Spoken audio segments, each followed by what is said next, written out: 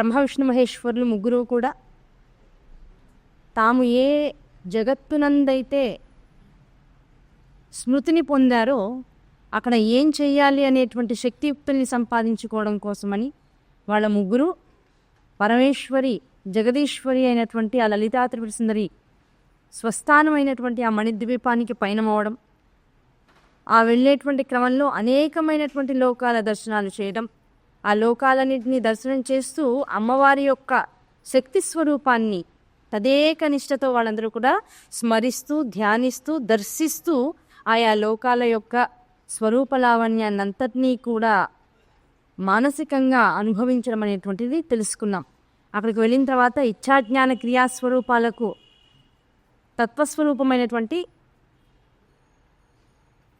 ఈ సృష్టి స్థితి లయలు ఏవైతే ఉన్నాయో వీటి యందు ఆ తల్లి తన యొక్క శక్తి స్వరూపమైనటువంటి మహాసరస్వతిని రజోగుణ సంపన్నదిగా, మహాలక్ష్మీ స్వరూపాన్ని సాత్విక గుణ సంపన్నగా, మహాకాళీ స్వరూపం దాన్నే మనం పార్వతీ స్వరూపం లేదు మహాకామేశ్వరి స్వరూపం అని కూడా అనుకోవచ్చు. ఆ స్వరూపాన్ని మనం తామసీ గుణ సంపన్నగా భావించవచ్చు. ఈ మూడు శక్తుల్ని కూడా బ్రహ్మ విష్ణు మహేశ్వరులు ముగ్గురికి కూడా పక్కన ప్రతిష్టాపించి వారి ముగ్గురు ద్వారా మొత్తం సకల లోకముల యొక్క కళ్యాణము జరుగుటకు కావాల్సినటువంటి అనుగ్రహం ఆ తల్లి వర్షించింది. ఆ అనుగ్రహాన్ని స్వీకరించినటువంటి వారు తమకు నిర్దేశింపబడినటువంటి 28వ శ్వేతవరాహ కల్పం వైపుకి ప్రయాణం చేయడము, దాని ద్వారా మొత్తం ఈ కల్పం యొక్క ప్రారంభ రచన అనేటువంటిది మొదలవడం అనేటువంటిది తెలుసుకున్నాం. అది అయిన తర్వాత జన్మేజయుడు ప్రశ్న, అయ్యా వ్యాస భగవానుడా, ఏ లక్షణముల ద్వారా అంటే సాత్విక రజో తమో గుణములు ఏవైతే ఉన్నాయో ఈ మూడింటి ద్వారా జీవులందరూ కూడా రకరకాలు నేను నాది నాకు అనబడేటువంటి 3 రకాల అనుభూతులతో అహంకారాలతో కొట్టుమిట్టాడిపోతూ ఉన్నారు. అలా కొట్టుమిట్టాడిపోతున్నటువంటి వారందరూ కూడా మరి ఇదంతా ఏదైతే జరుగుతున్నదో అదంతా కూడా జరిపేటువంటి శక్తి ఒకటి ఉంది తప్ప ఆ జరిపేటువంటి శక్తికి తాము ఒక వస్తు ప్రధానికంగా లేదు ఒక రిమోట్ కంట్రోల్గా ఒక టూల్ లాగా పనిచేస్తున్నామే తప్ప ఏది కూడా మనం అనుకున్నట్లుగా ఈ జగత్తులో జరగదు. మనం చేస్తున్నాం అనేటువంటి అహంకారాన్ని పక్కకు పెట్టాలి అనేటువంటి ఒక జ్ఞానాన్ని పొందాలి అంటే ఆ జ్ఞాన సముపార్జనకే సాధన చేయాలి అని చెప్తూ ఉన్నావు. ఆ సాధన చేసే క్రమంలో ఎలాంటి ఆటంకాలు వస్తాయి, అసలు పాపం అంటే ఏమిటి, పుణ్యం అంటే ఏమిటి, ఈ పాపం అనేటువంటిది మన జీవితాల్లోకి వచ్చేటప్పుడు మనం ఎలాంటి గుణ విభజన అంటే మనలో ఉన్నటువంటి గుణాలు ఏవైతే ఉన్నాయో ఆ గుణాల ద్వారానే రకరకాల ప్రవృత్తులు మొదలవుతూ ఉంటాయి. ఆ ప్రవృత్తుల ద్వారా ఏం జరుగుతుంది, ఎదుటివాడిని మనం కష్టపెట్టడం లేదు వాడి వల్ల మనం కష్టపడడం, ఇలాంటి విభేదాలన్నీ కూడా జరుగుతూ ఉంటాయి. ఏదో రకమైనటువంటి క్రియ కర్మ కర్త అనేటువంటి వారిచే జరపబడుతూ ఉంటుంది. దీని నుంచి జీవుని ఎలా తమ మనస్సుని రక్షించుకోవాలి, సాధనా క్రమాన్ని ఎలా రక్షించుకోవాలి, అసలు ఆ భగవత వైపుకు వేసేటువంటి పాదాలని ఎంత జాగ్రత్తగా వేయాలి, దీనికి కావాల్సినటువంటి విషయాలన్నీ వివరంగా నాకు అనుగ్రహించు అని అడిగారు. పొద్దున మనం మొదలెట్టుకున్నటువంటి విషయం ఎక్కడ ఆగిందంటే మనిషికి అసలు పాపం ఎక్కడి నుంచి వస్తుంది అనేటువంటి విషయంగా మొట్టమొదటి మాట అసూయ అని చెప్పుకున్నాం. అసూయ ఎప్పుడైతే మనస్సులోకి మొదలవుతుందో అసూయ ద్వారా అనవసరమైనటువంటి నింద ఎక్కువ అవుతూ ఉంటుంది. ఒక మనిషి మీద మనం సంపాదించలేదు, మనం కష్టపడలేదు, వాళ్ళు పడేటువంటి కష్టంతో మనకే సంబంధం లేదు, అయినా వాళ్ళు పొందుతున్నటువంటి కీర్తి కావచ్చు, ధనం కావచ్చు, ప్రతిష్ట కావచ్చు, సుఖము కావచ్చు, వాడు పొందుతున్నటువంటి సుఖము కావచ్చు, ఈ 4 పదార్థాల యందు వాడు ఎంత కష్టపడుతున్నాడో ఆ కష్టాన్ని పక్కన పెట్టి కేవలం వాడు పొందుతున్నటువంటి నువ్వు పొందాలనుకున్నటువంటి సుఖాలు ఏవైతే ఉన్నాయో అవన్నీ వాడికి వచ్చేస్తున్నాయి. నీలో అసూయ మొదలవుతూ ఉంటుంది. ఆ అసూయ ఎప్పుడైతే నీలోకి వస్తుందో దాని క్రమమైనటువంటి స్థితిలో ఒక చోట ఆపకపోతే అదే ఈర్ష్యగా మార్పు. అసూయని నువ్వు కంట్రోల్ చేయలేదు అంటే అది ఈర్ష్య అవుతూ ఉంటుంది. ఆ ఈర్ష్యని ఎప్పుడైతే నువ్వు తెలుసుకున్నావో ఆ ఈర్ష్య ద్వారా ఏం జరుగుతుంది, ఒక మనిషి మీద కసి కార్పణ్యం పెరిగిపోతూ ఉంటుంది. అసూయ ఉన్నంతసేపు కేవలం నింద చేస్తూ పోతావు. ఆ నింద వల్ల మనసు అశాంతికి గురవుతూ ఉంటుంది. ఆ అశాంతికి గురైనటువంటి మనసుని అలాగే వదిలేసి దానికి సత్సాంగత్యం అనేటువంటి దాన్ని కనుక ఇవ్వలేకపోతే ఇప్పుడు ఏమవుతుంది, ఆ అసూయ ఈర్ష్య వైపుకు ప్రయాణం చేస్తుంది. ఆ ఈర్ష్య ఎప్పుడు నీలోకి జనిస్తుందో ఒక మనిషి మీద అనవసరమైనటువంటి కార్పణ్య దోషం ఏర్పడుతుంది. అబ్బా వీడు నా కళ్ళ ముందు ఇంత పైకి వస్తే భరించలేకపోతున్నా, వీడు ఏదైనా అయిపోతే బాగుందనేటువంటి ఒక అనవసరమైనటువంటి ఆలోచనలు నీలో ప్రబలంగా వచ్చేస్తూ ఉంటాయి. ఆ ఈర్ష్య రావడం అనేటువంటిది నిజంగా ఎలాంటిది అంటే మనిషి తనంతట తాను ఒక బురదలో గుంటలోకి కూరుకుపోవడం లాంటిది. తెలియకుండానే తన పతనాన్ని తాను రెడీ చేసేసుకుంటూ ఉంటాడు. కనుక ఆ ఈర్ష్యలోంచి బయటికి రావాలి. ఈ అసూయ, ఈర్ష్య అనేటువంటివి 2 మహాపాపాలు. అవి కాక ఇంకొక 2 అక్షమ, అంటే క్షమ చేయలేనటువంటి గుణం, ఎదుటి వారిని క్షమించలేనటువంటి గుణం. అంటే ఏదైనా చిన్న తప్పు జరుగుతుంది, కాస్త పెద్ద తప్పు జరుగుతుంది. ఆ జరిగినప్పుడు మనం క్షమార్పణ అవతల వాళ్ళని అడగడం ఎంత అవసరమో, అవతల వాళ్ళని అదే స్థాయిలో మన పట్ల జరిగినటువంటి దోషాలలో కూడా క్షమించడం అంతే స్థాయిలో ఉండవలసినటువంటి ఒక అద్భుతమైనటువంటి విషయం.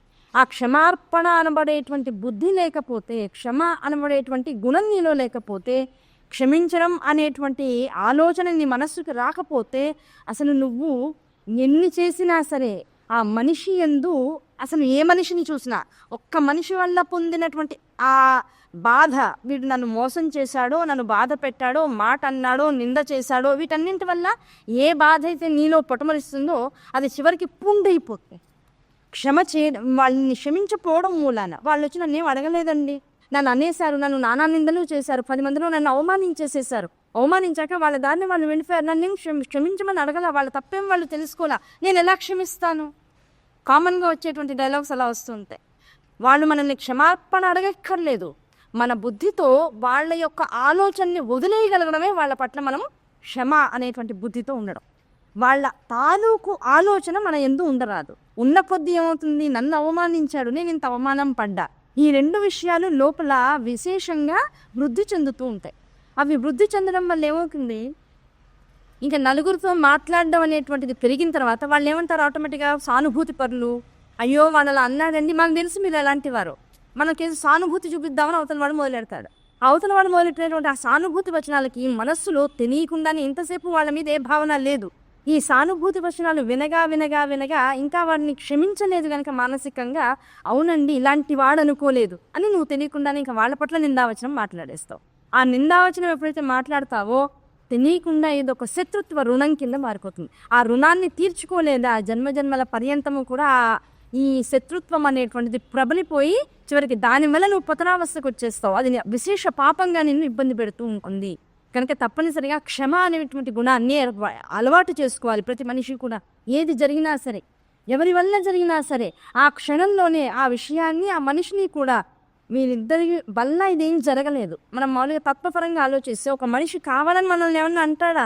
కాదు, ఈ నింద నేను పడేటువంటి ప్రారంధాన్ని ఏదో ఇదివరకు చేస్తున్నాను, ఆ నింద ఇంతమందిలో పడేటువంటి స్థితి నేను ఇదివరకు ఒక్కళ్ళెవరినో ఇలా బాధ పెట్టినటువంటి ఒక అనుభవం, ఆ అనుభవం వాళ్ళు పడ్డ బాధ ఇవాళ నేను అనుభవించాలి.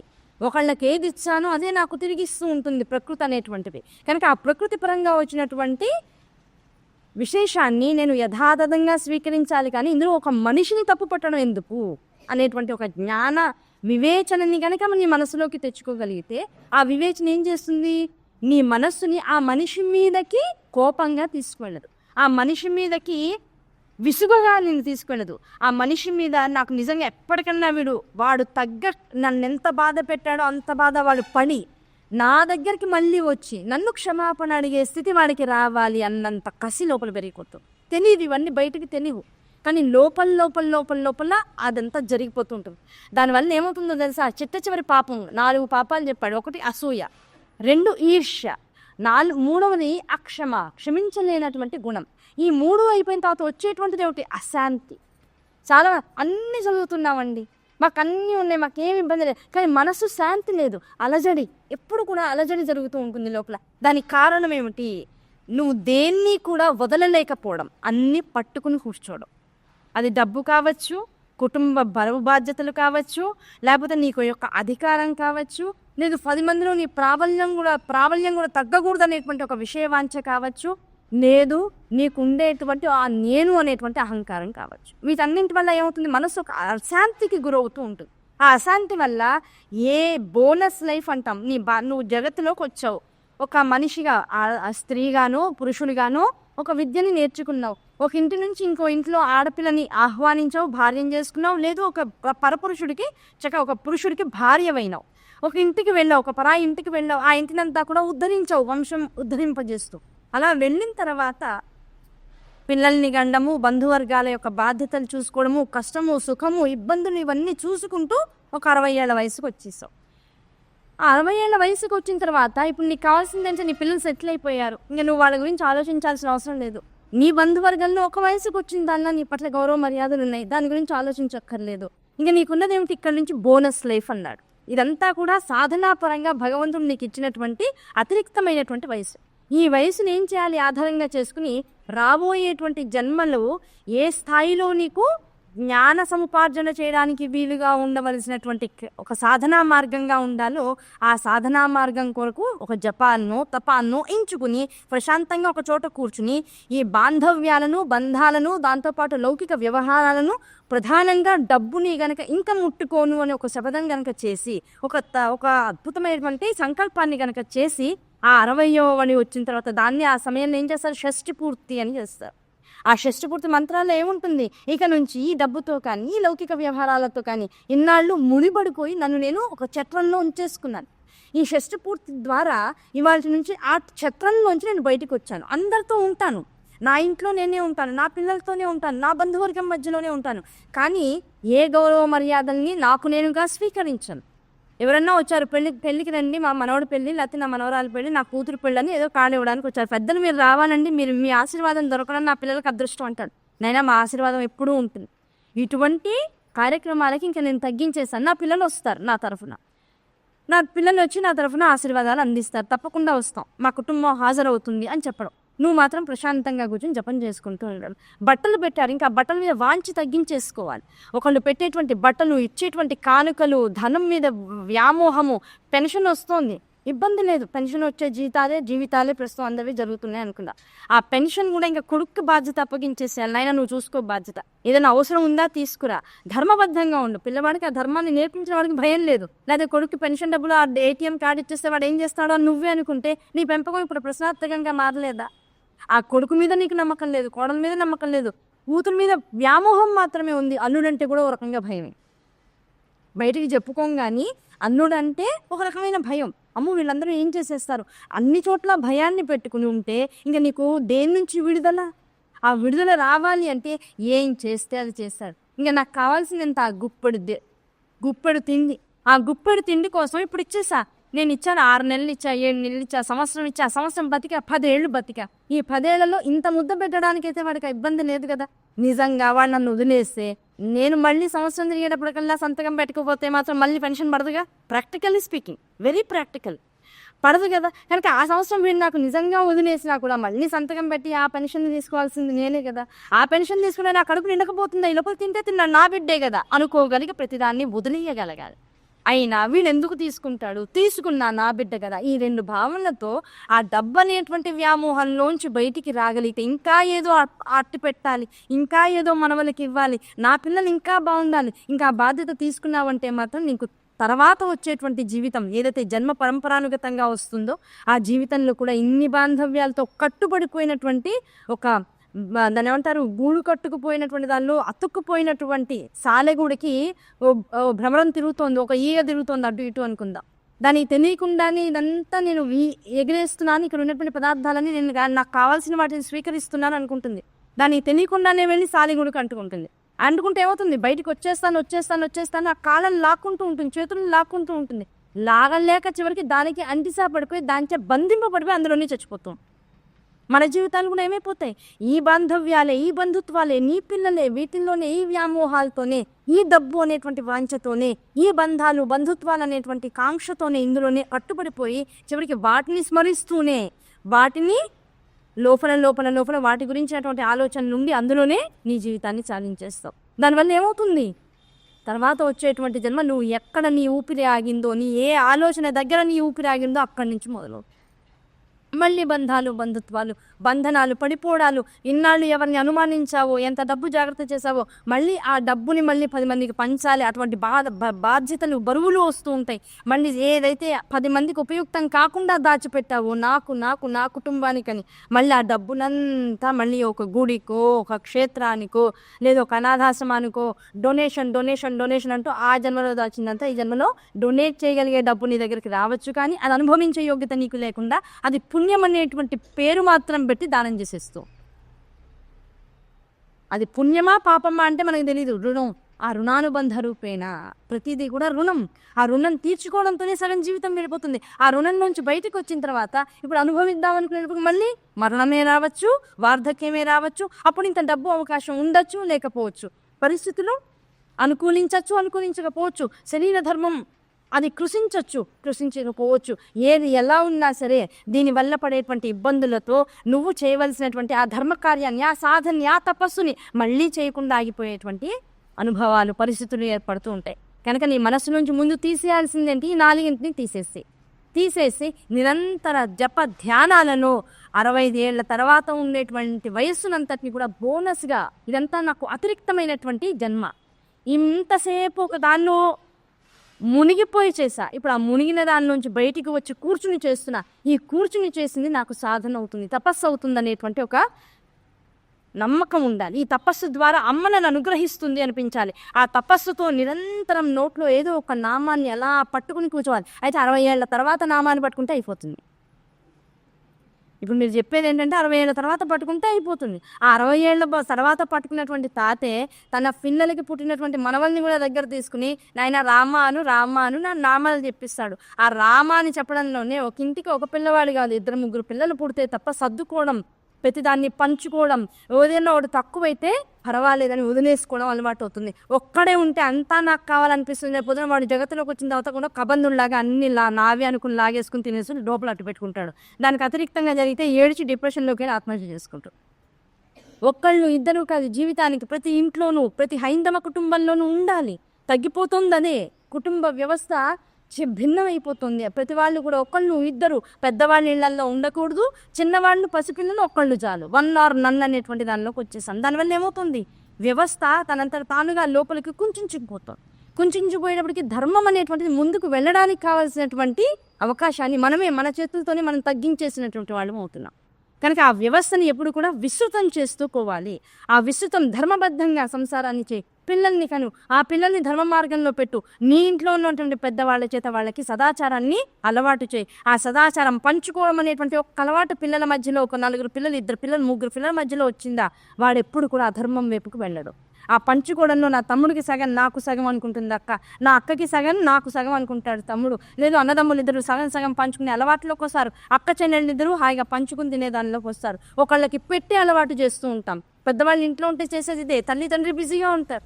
కనుక కుటుంబాలు ఎందుకు కావాలంటే ఇందుకోసం కావాలి. చిన్న పిల్లలప్పటి నుంచే వాళ్ళకి ఆ త్యాగము, ఒకళ్ళతో పంచుకునేటువంటి గుణాలు పెంచుతూ ఉండాలి. నామం అనుకోట్ల వాళ్ళు ప్రాక్టికల్గా ఆధ్యాత్మిక సాధనని సదాచార స్వరూపంగా స్వీకరిస్తున్నారు. ఎవరి వల్ల? నీ వల్లే. నువ్వు ఆరోగ్యంగా ఉండడం వల్ల, నువ్వు మంచి మాటలు వాళ్ళకి చెప్పడం ద్వారా. ఒక పెద్ద ఇంట్లో ఉంటే ఎలాంటి బలంగా ఉంటుందో ఆ బలాన్ని నీ కుటుంబానికి నువ్వు ఒక వయసు వచ్చిన తర్వాత ఇవ్వాలి. ఆ బలాన్ని నీలో మానసికంగా పెంచుకోగలగాలి.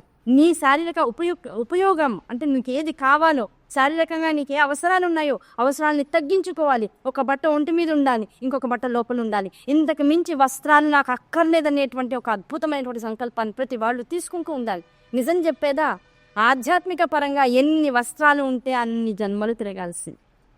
ఈ శరీరమే ఒక బట్ట, ఇది వదిలి మళ్ళీ ఇంకో కొత్త బట్టలోకి వెళ్తున్నావు, అది వదిలి ఇంకో దానిలోకి వెళ్తున్నావు. ఇలా ప్రతిదాన్ని నువ్వు స్వీకరించి దేన్నైతే అట్టి పెట్టుకుంటూ ఉంటావు, అది డబ్బు కావచ్చు, బట్టలు కావచ్చు, బంగారం కావచ్చు, ఇంకోటి కావచ్చు, అవన్నీ మళ్ళీ జీరో అయ్యేదాకా నువ్వు జన్మలు ఎత్తుతూనే ఉండాలి. ఇప్పుడు చూడండి, మన ఇంటికి వెళ్ళాక ఒకసారి ఎత్తుక్కోండి, మొత్తం బీరువాలు తీయండి, బట్టలు తీయండి, ఎన్ని బీరువాలు ఉన్నాయో ఒక్కొక్క రూమ్లో అన్ని బీరువాలు ఓపెన్ చేయండి, చీరలు లెక్క పెట్టండి, అన్ని చీరలు ఎన్ని పంచలు ఉన్నాయి, ఎన్ని ప్యాంట్ షర్ట్లు ఉన్నాయి, అన్ని లెక్క పెట్టండి. దాని పరంగా ఇప్పుడు ఎన్ని జన్మల్లో ఇంకా మనం తిరగాలో ఆలోచించుకోండి. వాటిని మినిమైజ్ చేసేయండి. ఒక వయసు వచ్చిన తర్వాత ఇంకా అన్ని విషయాలతో మనకు ఆసక్తి అనవసరం, తగ్గించుకేసుకోవాలి. ఆ తగ్గించి అసలు ఆ విషయం ఒక దాని వల్ల మనం మెయింటైన్ అవుతున్నాం అనేటువంటి అవసరం లేదు. మనల్ని మెయింటైన్ చేసే ప్రకృతి ఒకటి ఉంది మనకి చాలు. దాంతో ఎప్పుడు నిరంతరం కూర్చుని సాధన చేసుకోగలిగేటువంటి ఒక స్థితప్రజ్ఞత మనలో వస్తే చాలు. కూర్చున్న తర్వాత ఒక గంట సేపు శరీరాన్ని కదల్చకుండా కూర్చోగలిగితే మనంత అదృష్టవంతులు 60 తర్వాత నేరు. 60 ఏళ్ల తర్వాత కుర్చీలో కూర్చున్నా కింద కూర్చున్నా ఒక గంట సేపు మనం కూర్చోగలిగితే అంతకు మించినటువంటి ఆరోగ్యం ఇంకా మనిషికి అక్కర్లా.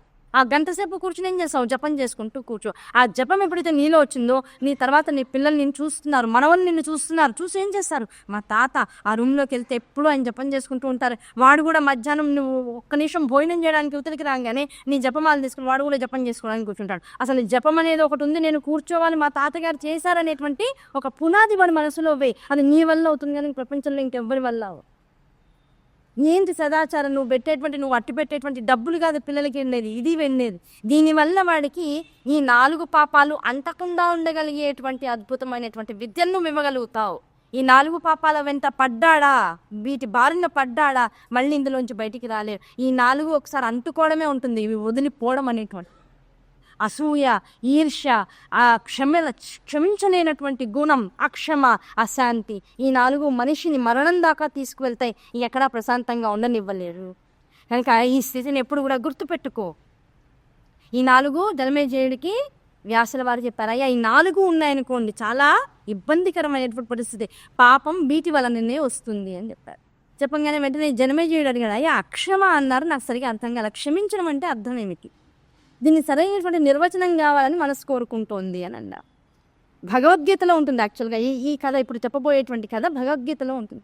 ఒకానొక సందర్భంలో గంగానది తీరంలో ఒక సన్యాసి నిరంతరం గంగానది తీరంలో స్నానం చేసి గంగలో ఆ తీరంలో కూర్చుని ప్రశాంతంగా ఒక పీఠాన్ని వేసుకుని రోజు జపం చేసుకుంటూ తపస్సు చేసుకుంటూ ఆనందాన్ని అనుభవిస్తూ ఆ పూటకి ఏది దొరికితే యాచించకుండా, యాచన అంటే ఎవరి చక్కర చెయ్యి చాచకుండా తమంతట తాము ఈయన తపస్సు చేసుకుంటున్నాడు కనుక అటుగా వెళ్ళే వాళ్ళు వాళ్ళ దగ్గర 2 అరటిపండ్లు ఉంటే ఒక అరటిపండు అక్కడ పెట్టి, పాపం పెద్ద ఆయన తపస్సు చేసుకున్నాడు. ఇలాంటి తపస్సు యొక్క దర్శనం గంగా తీరంలో చేయడం మనకి పుణ్యదాయకం అని తెలుసుకుని ఎవరైతే కాస్త జలాన్ని అక్కడ పెట్టి వెళ్ళినా, కాసిన పాలు అక్కడ పెట్టి వెళ్ళినా, ఏది అక్కడ ఉందో కళ్ళు తెరిచేటప్పటికి ఆ కాస్త స్వీకరించి దాంతో తృప్తి చెందేటువంటి వాడు. ధార్మికుడు ఎప్పుడూ కూడా అనవసరమైనటువంటి ఆలోచనల వెంట పరిగెత్తలేనటువంటి అద్భుతమైనటువంటి సదాచార సంపన్నుడు ఆయన.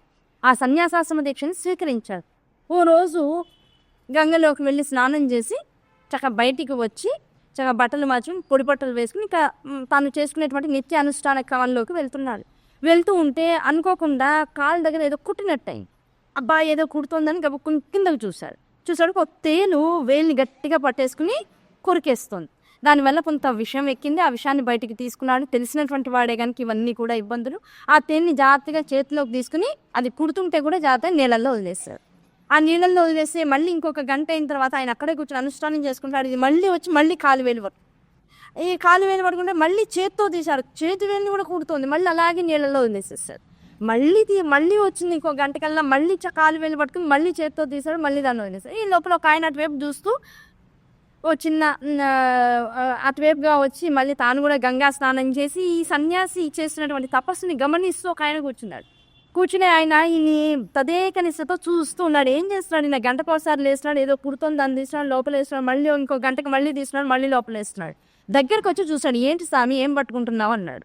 తేలయ్యా కుడుతోంది, నా కాలు నుంచి పట్టుకుంటోంది, మళ్ళీ దాన్ని చేత్తో తీసి లోపల వేసేస్తున్నాను అన్న. తేలుని ఎన్నిసార్లు ముట్టుకున్నా కూడా అది కుడుతూనే ఉంటుంది. కుట్టేదాన్ని ఏం చేయాలి? చంపేయాలి. చెప్తూ చంపేస్తే తప్ప అది నిన్ను మళ్ళీ నీ దగ్గరికి రాకుండా ఉందని. ఇలా కొన్నిసార్లు కుడుతుంటే నీలో ఒక విషయం ఎక్కిపోతుంది. విషయం ఎక్కితే నువ్వు చచ్చిపోతావు. ఎందుకు దాన్ని అన్నిసార్లు రక్షిస్తున్నావు? వేసేసి దాన్ని నన్ను వేసేయమంటావు, కర్ర తీస్తానన్నాడు. వేయక్కర్లేదు, కుట్టడం దాని సహజ గుణం. అది కుడుతున్నప్పుడు దాన్ని రక్షించడం మనిషిగా నా యొక్క సహజ గుణం. దాన్ని రక్షించాలి. పైగా నేను ఇక్కడ సన్యాసాశ్రమ దీక్షలో ఉన్నా. నేను ఎట్టి పరిస్థితుల్లో కూడా అహింస చేయడానికి నాకు అధికారికత లేదు. అది కుడుతోందని తెలిసినా సరే, అది కుడుతుందని తెలిసినా సరే, దాన్ని జాగ్రత్తగా మొత్తం కాలు తీసుకెళ్లి నీళ్ళల్లో పెట్టానా విషం నా నెత్తికి ఎక్కుతుంది. నీరు తగిలితే విషం ఎక్కుతుంది బాగా లోపల. నీరు తగలడానికి అవకాశం లేదు కనుక పొడిగా దాన్ని చేత్తో తీసిన అదే కాలు నీళ్ళల్లో పెట్టానంటే నేను ఈ పాటికి ఎప్పుడో వెళ్ళిపోయేవాళ్ళు. కనుక నన్ను నేను రక్షించుకోవడం నాకు తెలుసు, దాన్ని రక్షించడం క్షమించడం కూడా నాకు తెలుసు. క్షమించి దాన్ని వదులుతూ ఉంటే ఎప్పటికైనా దాని దారిలో పోతుందేమో అని చూస్తున్నాను. ఇది క్షమించడం అనేటువంటి పద్ధతి. మన జీవితంలో కూడా తేలు లాంటి వాళ్ళు చాలామంది ఉంటారు. మన పని మనం చేసుకుంటున్నా వచ్చి కుడుతూ ఉంటారు. ఆ కుడుతున్న ప్రతిసారి ఏం చేయాలి? తీసి పక్కన పెడుతూ ఉండాలి. వీడు నన్ను అన్నాడు అన్నంత మాత్రాన అన్నీ అయిపోతాయా? నేనేమిటో నాకు తెలియాలి. నేనేమిటో నేను చేసిన పనుల ద్వారా 10 మందికి అర్థం కావాలి. అంతే తప్ప నన్ను ఇలా అన్నాడు అనేటువంటి ఒక్క విషయాన్ని నేను మనసులో పెట్టుకుంటే అది నన్ను పాడు చేస్తుంది, నా సత్సంగాన్ని పాడు చేస్తుంది, నా జపాన్ని పాడు చేస్తుంది. అన్నాడు అన్నాడు అన్నాడు అన్నది ఒక్కటే నిజమైపోతూ ఉంటుంది, ఉండిపోతుంది మనసులో. ఆ అన్నది ఉండిపోకూడదు, అన్నవాడు ఉండిపోకూడదు.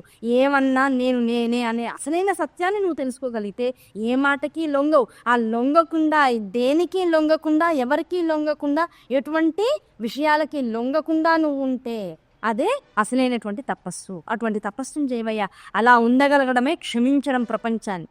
నీ ఇష్టం, నువ్వు ఉన్నట్టు నువ్వు ఉండు, నన్ను మాత్రం నువ్వు చెలింపజేయలేవు. ఇదే ఒకానొకప్పుడు మహర్షులందరూ చేసినటువంటి విధానం. మేనక, ఊర్వశి, రంభ, తిలోత్తమ వీళ్ళందరినీ ఇంద్రుడు ప్రయోగిస్తూ ఉండేవాళ్ళు. ఆ ప్రయోగిస్తుంటే వీళ్ళు చేసే పని వాళ్ళు వచ్చి పాడు చేసేవాళ్ళు. పాడు చేస్తే ఏదో చిన్నపిల్లలు వచ్చారు, కాసేపు ఉన్నారు, వెళ్ళిపోయారు అనేటువంటి విషయంగా ప్రతి వాళ్ళు వదిలేసేసేవాళ్ళు. మహర్షులందరూ కూడా అన్ని తత్వ జ్ఞానము ఉన్నటువంటి వాళ్ళు, బ్రహ్మంగా జగత్తుని చూడగలిగినటువంటి వాళ్ళు. దానివల్ల వాళ్ళు ఏం చేసేవారు? చూసి వదిలేసేవాళ్ళు. వాళ్ళ తంత్రం ఏమీ పారేది కాదు. ఇంకా అంతకి మించి వాళ్ళ దగ్గరికి వస్తే చిన్నగా వాళ్ళకి శాపాలు ఇచ్చి, ఇంతవరకు నువ్వు చేసిన ఈ కాస్త తప్పుకి అనుభవం ఏదో చేసేసే, దానివల్ల నువ్వు గుణపాఠం నేర్చుకుంటావు, ఫర్దర్గా అది నీ యొక్క ఉత్తరోత్తర జీవితానికి మంచిది అని చెప్పేసి ఒక చిన్న శాపం ఇచ్చి దాని ద్వారా వాళ్ళకి మంచి బుద్ధిని తెలుసుకునేటువంటి ఇచ్చేటువంటి అవకాశాన్ని వాళ్ళకి ఇచ్చి దాని ద్వారా వాళ్ళకి సద్గతులను కలిగిస్తూ ఉండేవాళ్ళు. కనుక ఈ జీవితంలో కూడా, ఈ లౌకిక జీవితంలో కూడా మన ఎదురుకుండా వచ్చి మనల్ని బాధ పెట్టే వాళ్ళందరూ ఎవరితో సమానం? మనం తపస్సులమైతే. వీళ్ళందరూ మనల్ని ప్రలోభ పెట్టడానికి వచ్చేటువంటి వాళ్ళు. కామ, క్రోధ, లోభ, మోహ, మదమాత్సర్యాల వైపుకు మనం ఇంకా పరిగెత్తాలని అమ్మవారు మన చుట్టూతో ఇంతమందిని ప్రశ్నార్థకం ఒక పరీక్షా పత్రాన్ని మనకి ఏర్పాటు చేస్తుంటాం. ఆ పరీక్షలో ఉత్తీర్ణులు అవుతావా? అందరినీ క్షమించేసే, దూరం జరిపేసి. లేదు ఇంకా ఇక్కడే చిన్నప్పుడు ఒక ఆట ఆడుకునే వాళ్ళని గుర్తుందా? మా చిన్నతనంలో మాకుందంటే ఇక్కడ నాకన్నా పెద్దవాళ్ళు ఉన్నా సమవయస్కులు ఉన్నారు కనుక ఈజీగా చింతపండులో గింజలు వచ్చాయి. ఆ గింజలన్నీ కడిగేసేసి ఒక చోట పెడితే వేసవికాలం వచ్చిందంటే ఇంట్లో కూర్చుని చల్లపాటు వేళ మధ్యాహ్నం పూట ఆడుకునే ఆటలు ఏంటంటే కుప్పగా పోసి ఓ 10 మంది పిల్లలు, ఇటు కూతురు పిల్లలు, అటు తోడుకోడల పిల్లలు, అందరి పిల్లలు ఇంటికి వచ్చేవాళ్ళు. ఆ పెద్ద కుప్పని ఎంత శక్తి ఉంటే అంత శక్తికి ఉఫ్ఫు అని ఓదాలి. ఒకదానికొకటి అంటుకోకుండా ప్రతిదాన్ని తీసుకోవాలి. ఆ ఒకదానికొకటి అంటుకోకుండా దేన్ని తీసుకుని ఆ కుప్పదాన్ని పక్కన పెట్టుకోవడమే తపస్సు. ఆ తపస్సు ప్రతివాడు జీవితంలో చేయగలిగితే, ఎవరిని డిస్టర్బ్ చేయకుండా మనంతటి మనం ఇంకో దాన్ని ముట్టుకోకుండా మనల్ని మనం బయటికి లాక్కోగలిగితే ఆ ఆట ఆడించేది దానికోసమే. ఇంత రహస్యం ఆడించే ఆటల్లో కూడా ఉంది హైందవ సాంప్రదాయంలో, హిందూ ఇళ్లల్లో. అవునా కదా? ఎవరిని డిస్టర్బ్ చేయకు, నువ్వు నీ ఆట నువ్వు ఆడుకుంటూ ఉండు. నువ్వు ఎవరితోనూ సంగమం చేయించుకోకు, మనసుతోనూ లేదు శరీరంతోనూ. అలా ప్రశాంతంగా బయటకు వచ్చేస్తుండు. ఎంత బయటకు వచ్చావో, ఇగో నా కుప్ప పెద్దగా ఉందంటే నా కుప్ప పెద్దగా ఉంది. ఈ కుప్పంతా ఏంటి? నువ్వు చేసే జపంలో ఉన్నటువంటి సాధనా మార్గం. ఈ సాధన ద్వారా నువ్వెవరి వల్ల డిస్టర్బ్ అవ్వట్లేదు, నువ్వు ఎవరిని డిస్టర్బ్ చేయట్లేదు. ఆ ఏకాంతంగా ఉంటూ ప్రశాంతంగా అందరిలో ఉంటూనే ఏకాంతంగా ఉంటావు. ఇలా ఏకాంతంగా ఉంటూనే తీసుకెళ్ళి మళ్ళీ ఇంకో కుప్ప పెట్టుకుంటూ ఉంటావు. అందులో గెలుపు ఎక్కడుంది? ఎవరి కుప్ప ఎంత ఎక్కువ ఉంటే అంత గొప్ప గెలుపు ఉంది. ఆ కుప్పంతా రాశీభూతమైనటువంటి సాధనా మార్గమే. అటువంటి సాధనని జీవితంలో చిన్నప్పుడు ఆడుకున్న ఆటలన్నీ వృద్ధాప్యంలో నీకు సహాయకారులుగా ఉండాలి. ఎల్ఐసి పాలసీలు తీసుకుంటే సహాయంగా ఉంటుందో లేదో మనకి తెలీదు. అవునా కదా? ఇవి అసలైనటువంటివి. ఏమిటి పాలసీలు? మన పెద్దవాళ్ళు ఇన్ని ఆటలు ఆడించారు. అది ఒక గుంతలాట ఉండేది, వామన గుంటలు ఆట ఉండేది. ఆ వామన గుంటలో ప్రతిదానిలో సమంగా పంచుతూ వెళ్ళడం. అందరం ప్రతిదాన్ని సమంగా పంచడం. మళ్ళీ బయటకు వచ్చేటప్పటికల్లా ఎంత సమంగా అన్నింట్లో ఒక్కొక్కటి వేసినా ఎంత ఆశ్చర్యం అంటే, ఒకనొక గుంపలో ఎక్కువ వస్తాయి. అది ఎటువైపు ఉంటే అది వాడు ఎప్పుడు ఆడుతుంటే వాడికల్లా అది అదృష్టంగా కలిసి వస్తూ ఉంటుంది. అంటే నువ్వు ఏది ఆడుతున్నావో, ఎంత పంచబడుతుంది కాదు, నీకు ఏది ప్రాప్తమో, ఇది వరకు జన్మలో ఎంత అట్టి పెట్టుకున్నావో, ఎంత దానం చేసావో, ఆ దాన్ని బట్టి ఆ గుంతలు నీవు అవుతూ ఉంటాయి. ఆ రకంగా నువ్వు వద్దనుకున్నా, కావాలనుకున్నా, నువ్వు సంపాదించుకున్నా, రూపాయి సంపాదించుకున్నా అది 100 రూపాయలు అవుతుంది. నీకు తినే యోగ్యత లేదు, 100 రూపాయలతో ఆట మొదలెట్టినా రూపాయి కూడా మిగలకుండా అన్నీ వెళ్ళిపోతాయి. అమ్మా నాన్న ఇచ్చే ఆస్తైనా అంతే, మనం సంపాదించుకునేటువంటి సంపాదనైనా అంతే, ప్రతిదీ అంతే. మనకు యోగ్యత ఉందా? ఎవరిని యాచించొద్దు. 1 రూపాయి ఉన్నది 1000 రూపాయలు చేసుకునే సామర్థ్యం భగవంతి ఇస్తుంది మనకి. మనకి తినే యోగ్యత లేదు. 1000 రూపాయలు తల్లిదండ్రులు ఇచ్చినా సరే చివరికి రూపాయే మన దగ్గర మిగులుతుంది. కనుక దేనికోసం వెంపర్లాడకు, ఎవరిని యాచించకు, ఒకడు బాగుపడుతున్నాడని బాధపడకు. ఇది నీ యోగ్యత అనుకో, ఇది నీ ప్రాప్తం అనుకో. ఆ ప్రాప్తాన్ని అనుసరించి కనుక జీవితాన్ని స్వీకరిస్తే అసూయ, ద్వేషాలు, అన్నదమ్ముల మధ్య, అక్కదమ్ముల మధ్య కూడా ఈ ఆస్తి భేదాలు రాకుండా ప్రశాంత జీవితాలు ఉంటాయి. ఆటలన్నీ బాగుపడ్డాలి. అవునా కదా? 4 గళ్ళ ఆట ఆడేవాళ్ళం. 4 స్తంభాలాట, 4 గళ్ళాట, గచ్చు బిళ్ళ, మనం ఒక తొక్కుడు బిళ్ళ. ఆ తొక్కుడు బిళ్ళ 5 వారంలో 2 వరుసలుగా వేస్తాం. అంతంత దూరానికి వేస్తూ ఉంటాం. అంటే ఇవాళ నువ్వు ఇక్కడ ఉన్నావు, ఇవాళ చేసేటువంటి సాధన ఏమంటే 60 తర్వాత చేసే సాధన వచ్చే జన్మకు ఉపయోగపడుతుంది అన్నారు. ఇక్కడ కూర్చుని ఒక రాయి ఒక గడిలో వేస్తే 5వ గడి కూడా నాదైతే అప్పట్లో అంతకు మించినటువంటి గొప్ప ఇంకేం లేదు. 5వ గడి నుంచి మొత్తం రో అంతే నాదే అయింది తెలుసా. చిట్ట చివరికి బాగా వేయగలిగిన వాడు ఏం చేస్తాడు, అన్ని చోట్ల నడుచుకుంటూ హాయిగా 2 గళ్ళలోనూ కాళ్ళు పెట్టుకుంటూ ఎక్కడా ఎగరకుండా మొత్తం అంతా కంప్లీట్ చేసుకుని వస్తాడు. అవతల వాడికి ఒకటే దొరుకుతుంది. ఇంత సానుకూలంగా నువ్వు ఎంత టార్గెట్ చూసి కొట్టగలుగుతావో అంత జాగ్రత్తగా నీకు జీవితం అంతా ప్రశాంతంగా ఉంటుంది. అవునా కదా? ఈ గడి నాది, ఆ గడి నాది అనుకుంటావు. గళ్ళు నీవి కావు, వేసే టార్గెట్ నీది. ఆ టార్గెట్ ఏమి వేయాలి? రాయి కాదు, జపంతో నీ యొక్క మనసుని టార్గెట్ చేసుకోగలగాలి. అలా టార్గెట్ చేస్తూ ప్రతిదాన్ని కూడా నువ్వు అనుకోగలిగితే, నీది అనుకోగలిగితే, ఆ నీది ఏదైతే ఉందో అది నీ యొక్క జపము, నీ యొక్క తపము, ఈ రెండే నిన్ను రక్షిస్తాయి, ప్రశాంతంగా ఉంచగలుగుతాయి, అశాంతి నుంచి నిన్ను కాపాడగలుగుతుంది. ఇవన్నీ కూడా చిన్నతనాల్లో మనతో ఆడించే ప్రతి ఆట కూడా మనల్ని బాగు చేసేదే. అది జాగ్రత్తగా గుర్తుపెట్టుకో. 5 రాళ్ళు, మన గచ్చకాయలాట ఉండేది. దానివల్ల వేళ్ళు ఎంత పటిష్టంగా ఉండేవి. అసలు ఆ గచ్చకాయలాడిన వాళ్ళకి అసలు వేలు నొప్పులు, కాళ్ళ నొప్పులు, ఈ నరాల నొప్పులు రావడానికి అవకాశం లేదు. ఆ గచ్చకాయలు ఎన్ని ఉంటాయి? అవేమిటి? ఇంద్రియాలు. గచ్చకాయలు ఇంద్రియాలు. ఆ ఇంద్రియాలతో ఆడుతూ ఉండేవాళ్ళం. ఆ ఇంద్రియాలు ఒకదాంతో ఒకటి అంటిసా చేసుకుంటూ చివరికి అన్ని ఆటలయ్యాక 4గిటిని ఒకేసారి ఎగరేసి, ఒక రాయిని ఎగరేసి పట్టుకోవాలి. తర్వాత దాన్ని వెనకాల చేతి మీదకి వేయాలి, ముందు చేతి మీదకి వేయాలి. ముందు చేయి చంద్రుడు, వెనకాల చేయి బృహస్పతి, తారాశశాంక స్థానం. ఎక్కడుంది ఆటంతా?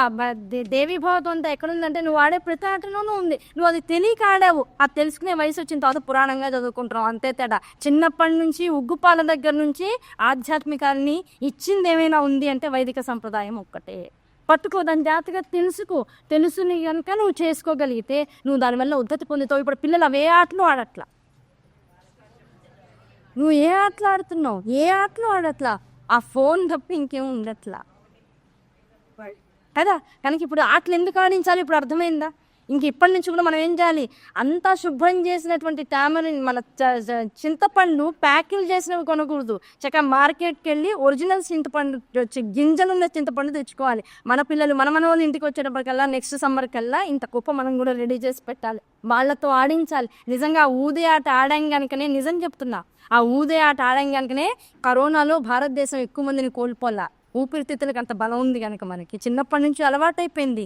నీళ్ళల్లో ఈతను కొట్టడం, ఎక్కడ పడితే అక్కడ ఉండడం, బాగా స్పీడ్గా పరిగెత్తుతూ ఉండడం.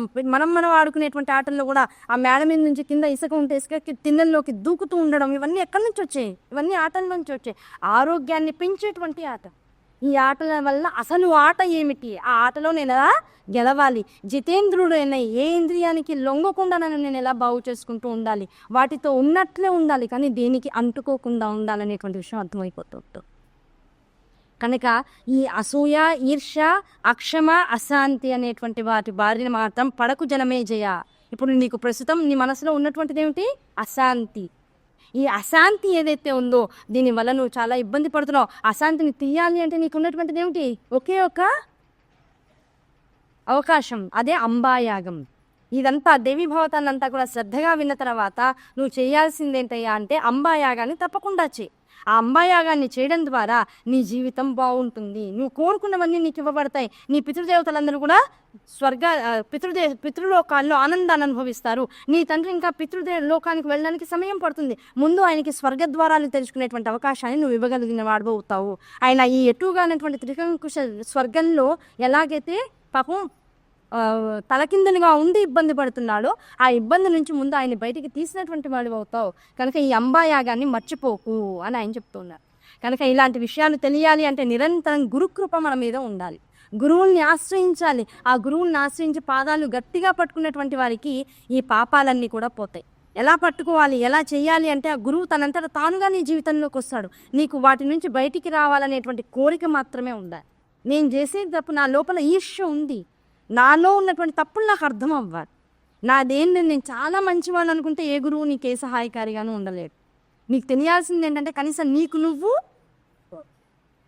చాలా తెలుసుకోవాలి.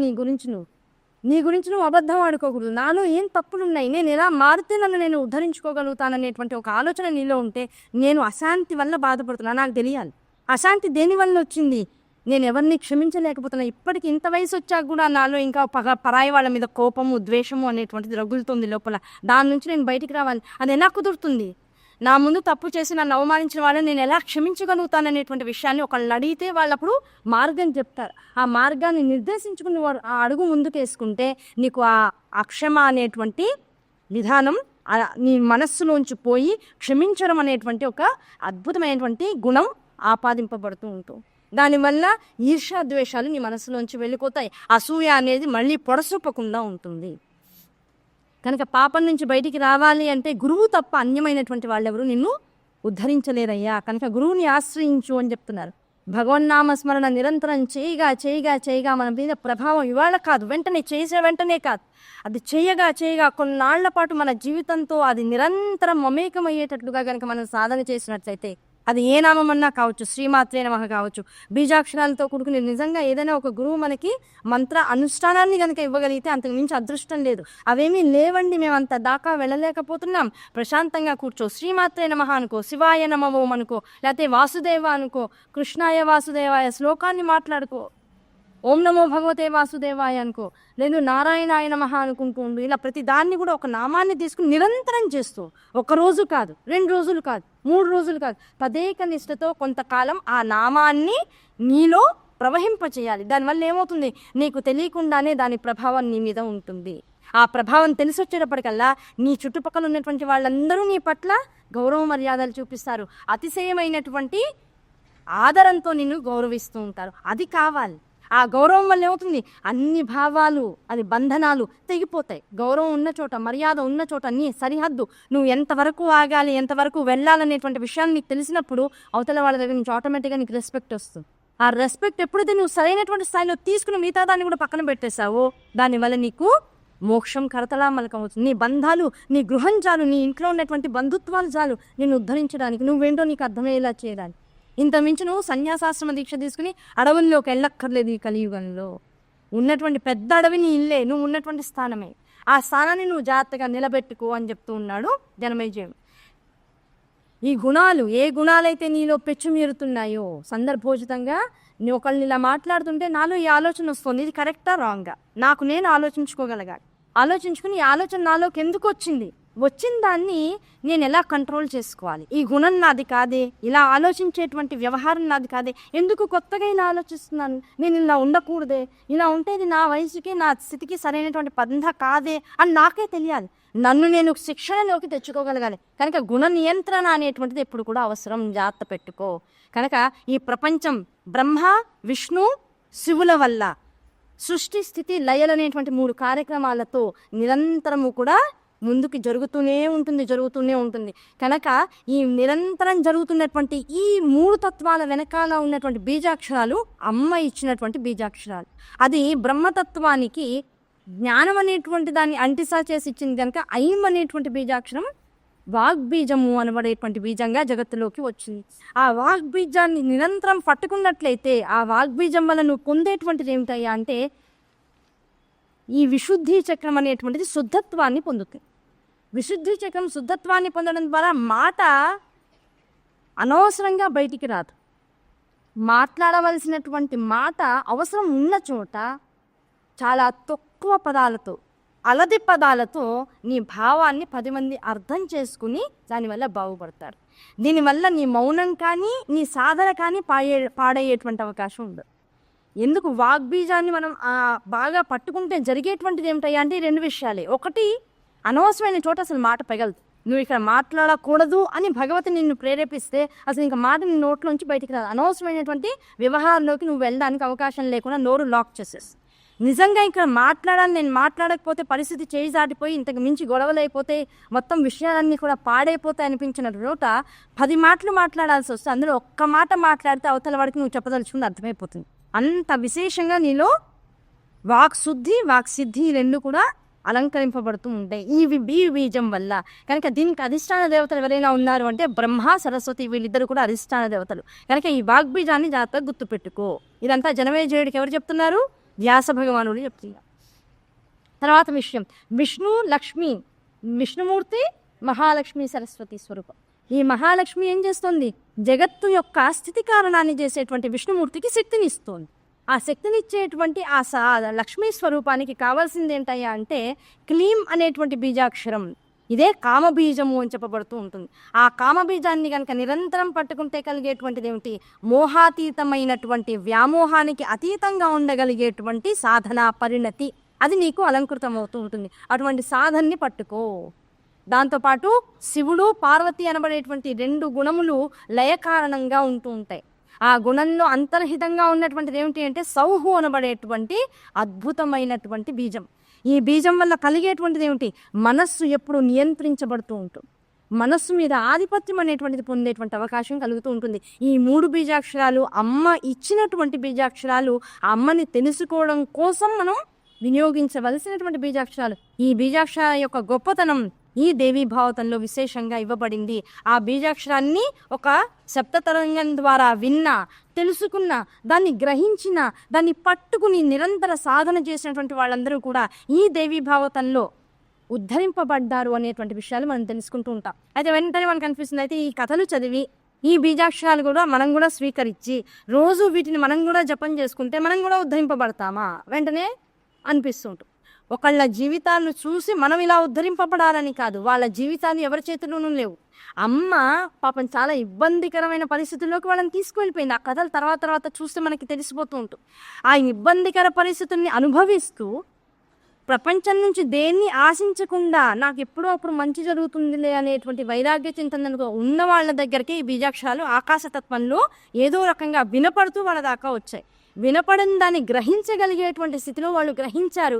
గ్రహించిన దానివల్ల ఉద్ధతి పొందారు. ఉద్ధతి పొందిన తర్వాత మళ్ళీ దాన్ని ప్రాసెస్ అంతా కూడా మళ్ళీ గురుముఖత స్వీకరించి గురువు ద్వారా ఇంకాస్త ఔన్నత్యాన్ని పొందారు. కనుక స్వీకరించచ్చా అంటే నిజంగా అంతటి విపత్తు మనకు వస్తే స్వీకరించవచ్చు. దేవీ భావతమే చెప్తుంది. వ్యాస భగవానుడే స్వయంగా చెప్తున్నాడు, నిజంగా ఈ కథలకి నువ్వు ప్రేరేపితుడవై ఈ కథాంతర్గతంగా అంతటి కష్టం నీకుందనుకున్న రోజున ఆ కష్టం నీకు కూడా ఉండాలి. ఇప్పుడు చేతులు గాలేక ఆకులు ముట్టుకోవడం అని ఒక సామెత ఉంది, అవునా? ఒక ఆయుర్వేదానికి సంబంధించినటువంటి ఒక ఆకు ఉంటుంది. ఆ ఆకు ఇంట్లో కనుక ఆ మొక్కని పెంచుకుంటే ఆ మొక్క ఎలా ఉంటుంది? నీకు ఎప్పుడన్నా గబుక్కున వంట వండుతుంటేనో లేదు దీపావళి నాడు ఏదైనా కాలుస్తుంటేనో నిత్యం దీపారాధనలప్పుడు ఏదైనా గబుక్కున కొద్దిగా అగ్ని ప్రమాదం జరిగితేనో అలాంటప్పుడు గబుక్కున్న చెయ్యి కాలిపోయింది బాగా ఇంకా బొబ్బలు వస్తుంది అనుకున్నప్పుడు గబగబా ఆకు దగ్గరికి వెళ్ళి ఆ మొక్క దగ్గరికి వెళ్ళి ఆ ఆకుని తుంపి చేతిలోకి తీసుకుని ఇలా రాసేసుకున్నాం అనుకోండి, ఆ మంట తాలూకు ఇబ్బంది కానీ బొబ్బలు రావడం అనేటువంటిది కానీ మీకు ఇంక ఉండదు. అది చాలా ఉపశమనాన్ని కలిగిస్తూ ఉంటుంది. అందుకని ఆకుని ఇంట్లో పెంచుకోవడం అనేటువంటిది బాగా అలవాటైపోయి చేతులు కాలేక ఆకులు పట్టుకోవడం బాగా అలవాటైంది. కాలకుండా వంట చేయలేవా అనేటువంటిది ఒకప్పుడు ఇంట్లో వాళ్ళు మాట్లాడుకునేటువంటి విషయంగా ఉండి తర్వాత అది సామెత అయిపోయింది. సామెత ఎందుకైంది?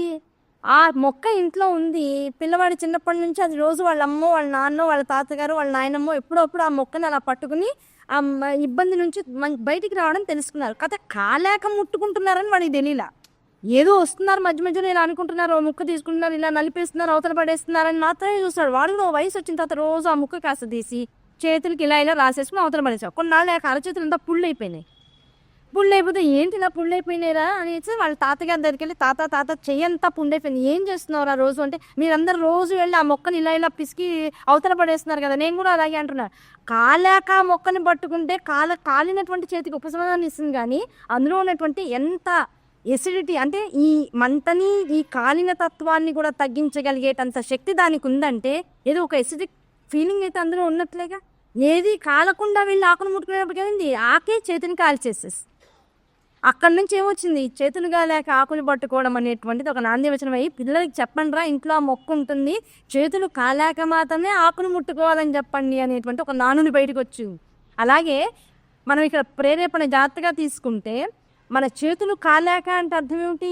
ఏ తప్పులైతే చేసేస్తామో అన్ని తప్పులు అయిన తర్వాత ఆ తప్పుల నుంచి బయటికి రావడానికి ప్రయత్నం ఎక్కువ చేస్తూ ఉంటాం. అసలు ఆ తప్పు చేయకుండా ఉంటే అనేటువంటి ఆలోచన మనసులోకి వస్తే అసలు ఇంకా దాని నుంచి ప్రాయశ్చిత్తమో దాని నుంచి బయటికి రావడమో అనేటువంటి వ్యవహారం లేదుగా. ఆ తప్పు జరగకుండా ఉండేటువంటి క్రమంలోకి మనం ఎందుకు వెళ్ళలేకపోతున్నాం? తప్పు జరిగిన తర్వాత మాత్రమే ఎందుకు మనం దాని గురించినటువంటి సొల్యూషన్ ఆలోచిస్తున్నాం? ఈ విషయాన్ని జాగ్రత్తగా పట్టుకోవాలి, ప్రతి వాళ్ళు కూడా పట్టుకోవాలి అనేటువంటిది జనమేజయుడికి వ్యాస మహర్షి చెప్తున్నారు. నీకు ఒక అద్భుతమైనటువంటి ఈ బీజాక్షరాలు అనగానే ఇప్పుడు జనమేజయుడికి కాస్త కోరిక కలుగుతుంది. ఏమండి బీజాక్షరాలు అంటున్నారు, ఇవేంటో తెలుసుకోవాలని కోరికగా ఉంది. ఆ తెలుసుకునేటువంటి కోరిక అంతర్గతంగా ఒకవేళ ఈ దేవి భావతంలో అలాంటి కథలు ఆల్రెడీ ఉన్నాయని మీరు చెప్పారు కనుక నాకు ఏదన్నా 2 కథలు చెప్పండి, దాని ద్వారా నా మనసు కుదుట పడుతుంది. ఆ కుదుట పడి అంటే ఒక అక్షరాన్ని సముచితంగా పట్టుకున్నటువంటి వాడికి ఎంతటి కష్టమైనా తొలగిపోతుంది అనేటువంటి ఒక విషయాన్ని వింటే గురుముఖంగా దానివల్ల ఏమవుతుంది? ఒక అక్షరం మార్చగలిగితే ఓ పురాణం మార్చలేదా, ఇంకా ఎక్కువే మార్చుతుందిగా. కనుక పురాణాంతర్గతంగా ఉన్నటువంటి కథల్ని వినడం ద్వారా జరిగేటువంటిది ఏమిటంటే మన జీవితం మీద మనకు నమ్మకం కలుగుతూ ఉంటుంది.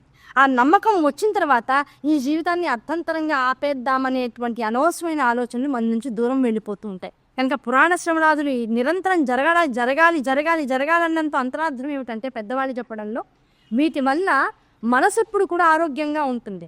ఆరోగ్యంతో పాటుగా దీనికి ఎప్పుడు నమ్మకం కలుగుతూ ఉంటుంది. ఈ నమ్మకం ఒక భగవతిని పట్టుకున్నా, ఒక పురాణాన్ని పట్టుకున్నా, దీనివల్ల నేను ఉద్ధరింపబడతాను, నాకు ఎంతటి కష్టమైనా తొలగిపోతుంది అనేటువంటి ఒక నమ్మకం కలుగుతుంది.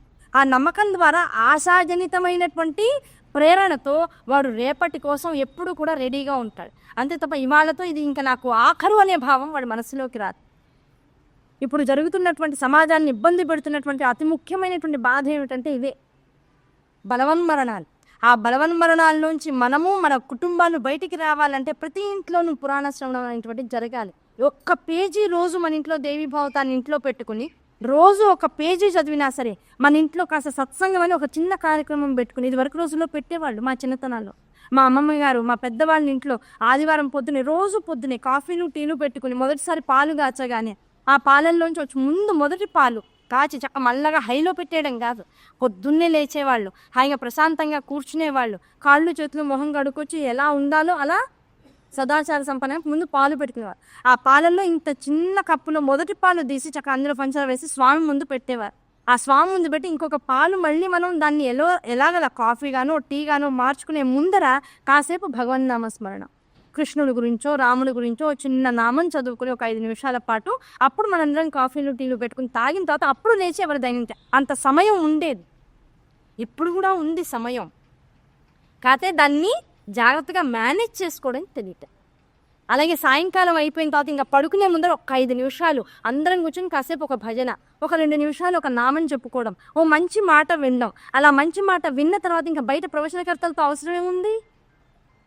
వాళ్ళందరూ అమ్మమ్మలు నాయనమ్మలు తగ్గిపోయారు కనుకనే ఇప్పుడు బయటకు వచ్చి ప్రవచనాలు ఎక్కడ జరుగుతున్నాయా అని తెలుసుకుని తల పండిన వాళ్ళని కూర్చుంటున్నాను తప్ప రేపు పొద్దున నిజంగా తల పండవలసిన వాళ్ళని తీసుకొచ్చి కూర్చోబెట్టలేకపోతున్నాం. మరి వాళ్ళందరూ మంచి జీవితాన్ని అనుభవించాలంటే ఏం చేయాలి? కష్టమో సుఖమో ఏదొచ్చినా పోన్లే కాన్లే గడుస్తుందిలే సమయం అని మనం అనుకోగలుగుతున్నాం. మరి మన పిల్లలు ఎలా అనుకోగలగాలి? వాళ్ళకి సదాచారం ఎక్కడి నుంచి రావాలి? మనం ఇంటికి వెళ్ళి ఏది వింటున్నామో, ఏది గ్రహిస్తున్నామో, దేన్ని మరల విచారణ చేయాలో విన్న తర్వాత అది వెళ్ళి పిల్లలతో కూర్చొని కాసేపు మాట్లాడగలగాలి. ఒరే నాయనా ఇవాళ గుళ్ళో ఇలా చెప్పారా, ఓ మంచి కథ చెప్పారు, నీకు ఒక కథ చెప్తాను, ఇగో ఈ కథ విను భలే బాగుంటుంది, ఇగో ఇలా అయిందిట అని చెప్తే వాడికి కూడా మళ్ళీ ఇలా మాటలు అలవాటు అవుతాయి.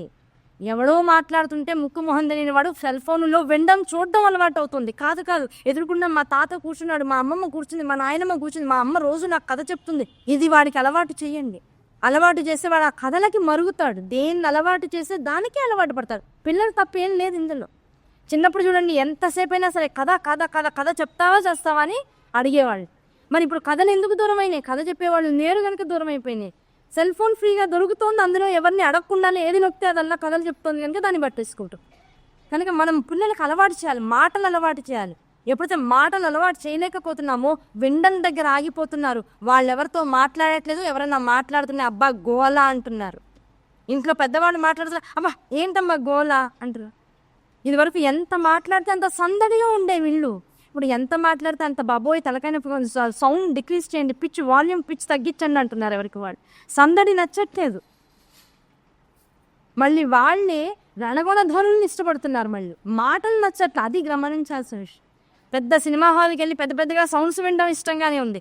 పెద్ద జాంకర్ బిట్స్ ఓపెన్ హాల్ థియేటర్లో చక్కగా పాటలు వినడం వాళ్ళకి నచ్చుతుంది. పెద్ద డ్రమ్స్ సౌండ్ నచ్చుతుంది. ఇంట్లో మనం మాట్లాడుతుంటే వాళ్ళకి నచ్చట్లా అంటే సంథింగ్ ఈజ్ రాంగ్ అని ముందు మనకు అర్థం అవ్వాలి. మనం మాట్లాడేది ఇదివరకు మా అమ్మమ్మ గారు, మా నాయనమ్మ గారు వీళ్ళందరూ కూర్చుని లోకాభిరామైన వాళ్ళలా వీళ్ళిలా నిందావచనాలుగా కాకుండా మనిషి ఏ తప్పు చేశాడు, ఎలా చేయకుండా ఉంటే బాగుండేది అనే విషయాలు ఇలాగే కూర్చుని పత్తు పొలుస్తూనో కాసేపు నామం చదువుకుని ఆ నామాన్ని పట్టుకుని కూడా ఒకళ్ళు ఫలానా వాళ్ళు ఇలా అయ్యారని ఎన్నో బంధాల గురించి బంధుత్వాల గురించి మాట్లాడుతూ ఉండేవాళ్ళు. అవన్నీ వాళ్ళ ఒళ్ళల్లో కూర్చుని వింటూ ఎంతో లోకజ్ఞానం మేము కూడా తీసుకున్నాం. ఓహో ఇలా ఉంటారు మనుషులు, ఇలా జరుగుతూ ఉంటాయి. ఇలా జరిగిన చాలా విషయాలు మనం పట్టించుకోక్కర్లేదు. చాలా విషయాలు మనం విసిద్ధ చేసేసాలి. ప్రతిదీ మనసుకు తీసుకోకూడదు. అన్న ప్రతి మాటని పట్టించుకుని బంధాలని దూరం చేసుకోకూడదు. అలానే బంధాలతో మమేకమైపోయి మన ఉన్న స్థితిని మనం పాడు చేసుకోకూడదు. పెద్దానికి ఒక లిమిట్ ఉంటుంది. ఇవన్నీ ఎలా తెలుస్తాయి మనకి? ఇంట్లో పెద్దవాళ్ళు మాట్లాడుకుంటూ ఉంటేనే తెలుస్తాయి.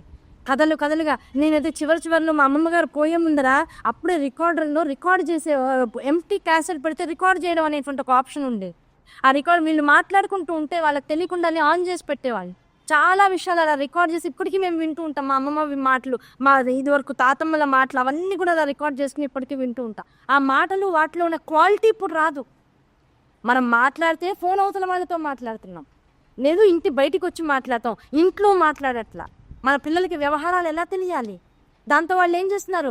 మేనేజ్మెంట్ క్లాసెస్కి వెళ్తున్నారు, పర్సనాలిటీ డెవలప్మెంట్ క్లాసెస్కి వెళ్తున్నారు. అవసరం వచ్చేటప్పటికల్లా ఒక కుటుంబ వ్యవస్థని కాపాడుకోవడం కోసం సజెషన్స్ తీసుకుంటున్నారు. అవునా కదా? అవి ఎట్టి పరిస్థితుల్లో ఆ తప్పులు చేయకూడదు. మన పిల్లలతో మనం మాట్లాడాలి. మన పిల్లలతో మనం ప్రతి భావాన్ని, ప్రతి విషయాన్ని పంచుకోగలగాలి. ఇంట్లో జరిగే ప్రతి విషయం వాళ్ళకి తెలియాలి. అది మంచో చెడు, దాన్ని బట్టి వాళ్ళ భావాలు కూడా, దానికి వాళ్ళు ఎలా రియాక్ట్ అవుతున్నారో మనం తెలుసుకోగలగాలి. దాని ద్వారా వాళ్ళ భవిష్యత్తుని మనం జాగ్రత్త చేసిన వాళ్ళం అవుతాం. ఆ భవిష్యత్తును జాగ్రత్త చేయడం ద్వారా వాళ్ళు క్రమశిక్షణతో తప్పు జరగకుండా ఉండే ప్రయత్నం చేస్తారు.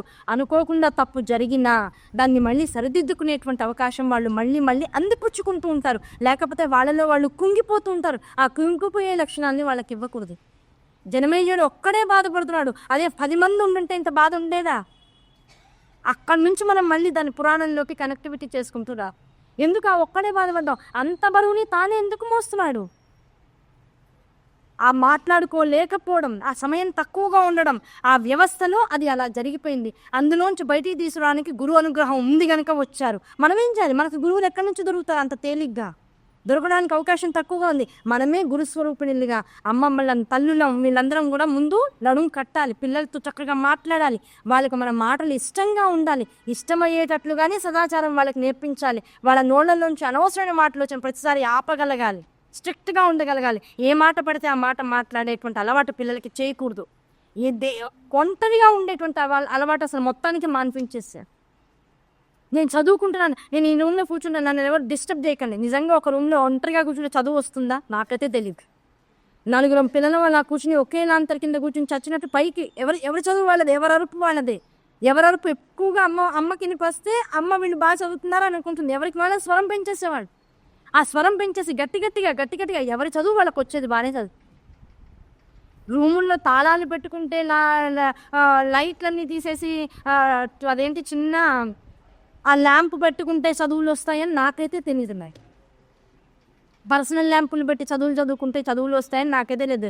డైవర్షన్ లేకుండా చదవాలంటే 10 మందితో కూర్చొని చదవాలి. ఇదివరకు మాది సరస్వతి శిశు మందిర్ హైదరాబాద్లో వెంకటరమణ కాలనీలో చదివాను. మా మాస్టర్ దీనికి చదువు రావట్లేదు, మిగతా విషయాలన్నీ బాగానే ఉన్నాయి, దీనికి చదువు రావాలని చెప్పి గట్టిగా చదువు రావాలని క్లాసెస్ అన్నీ అయిపోయిన తర్వాత 1 గంట సేపు ఎక్స్ట్రా క్లాసులు పెట్టేవాళ్ళు. ఆ క్లాసులు పెట్టి వరుసగా కూర్చోబెట్టేవాళ్ళు. గట్టిగా బాసిని పెట్టేసుకుని ప్రశాంతంగా కూర్చుని ఇన్ని క్వశ్చన్లకి వాళ్ళు ఆన్సర్ చెప్తేనే ఇంటికి అనేవాళ్ళు. 5ంటికి కూర్చోబెట్టేవాళ్ళు, 6 దాకా 6:30 దాకా చూసేవాళ్ళు. అందరూ వెళ్ళిపోయేవాళ్ళు, నేను మాత్రం ఇంకా అక్కడే కూర్చునేది. అందుకే ఇంతసేపు కూర్చోవడం అలవాటు అయింది. చదువు మాత్రం రాలా. టీచర్కి చెప్పేదాన్ని, మళ్ళీ రేపటికి అది క్యారీ ఫార్వర్డ్ అయిపోయింది. చదువు కూడా కూర్చోవడం మాత్రం బాగా. ఆ కూర్చోవడం ద్వారా ఏమైపోయింది, ఇప్పుడు అసలైన చదువు కన్నా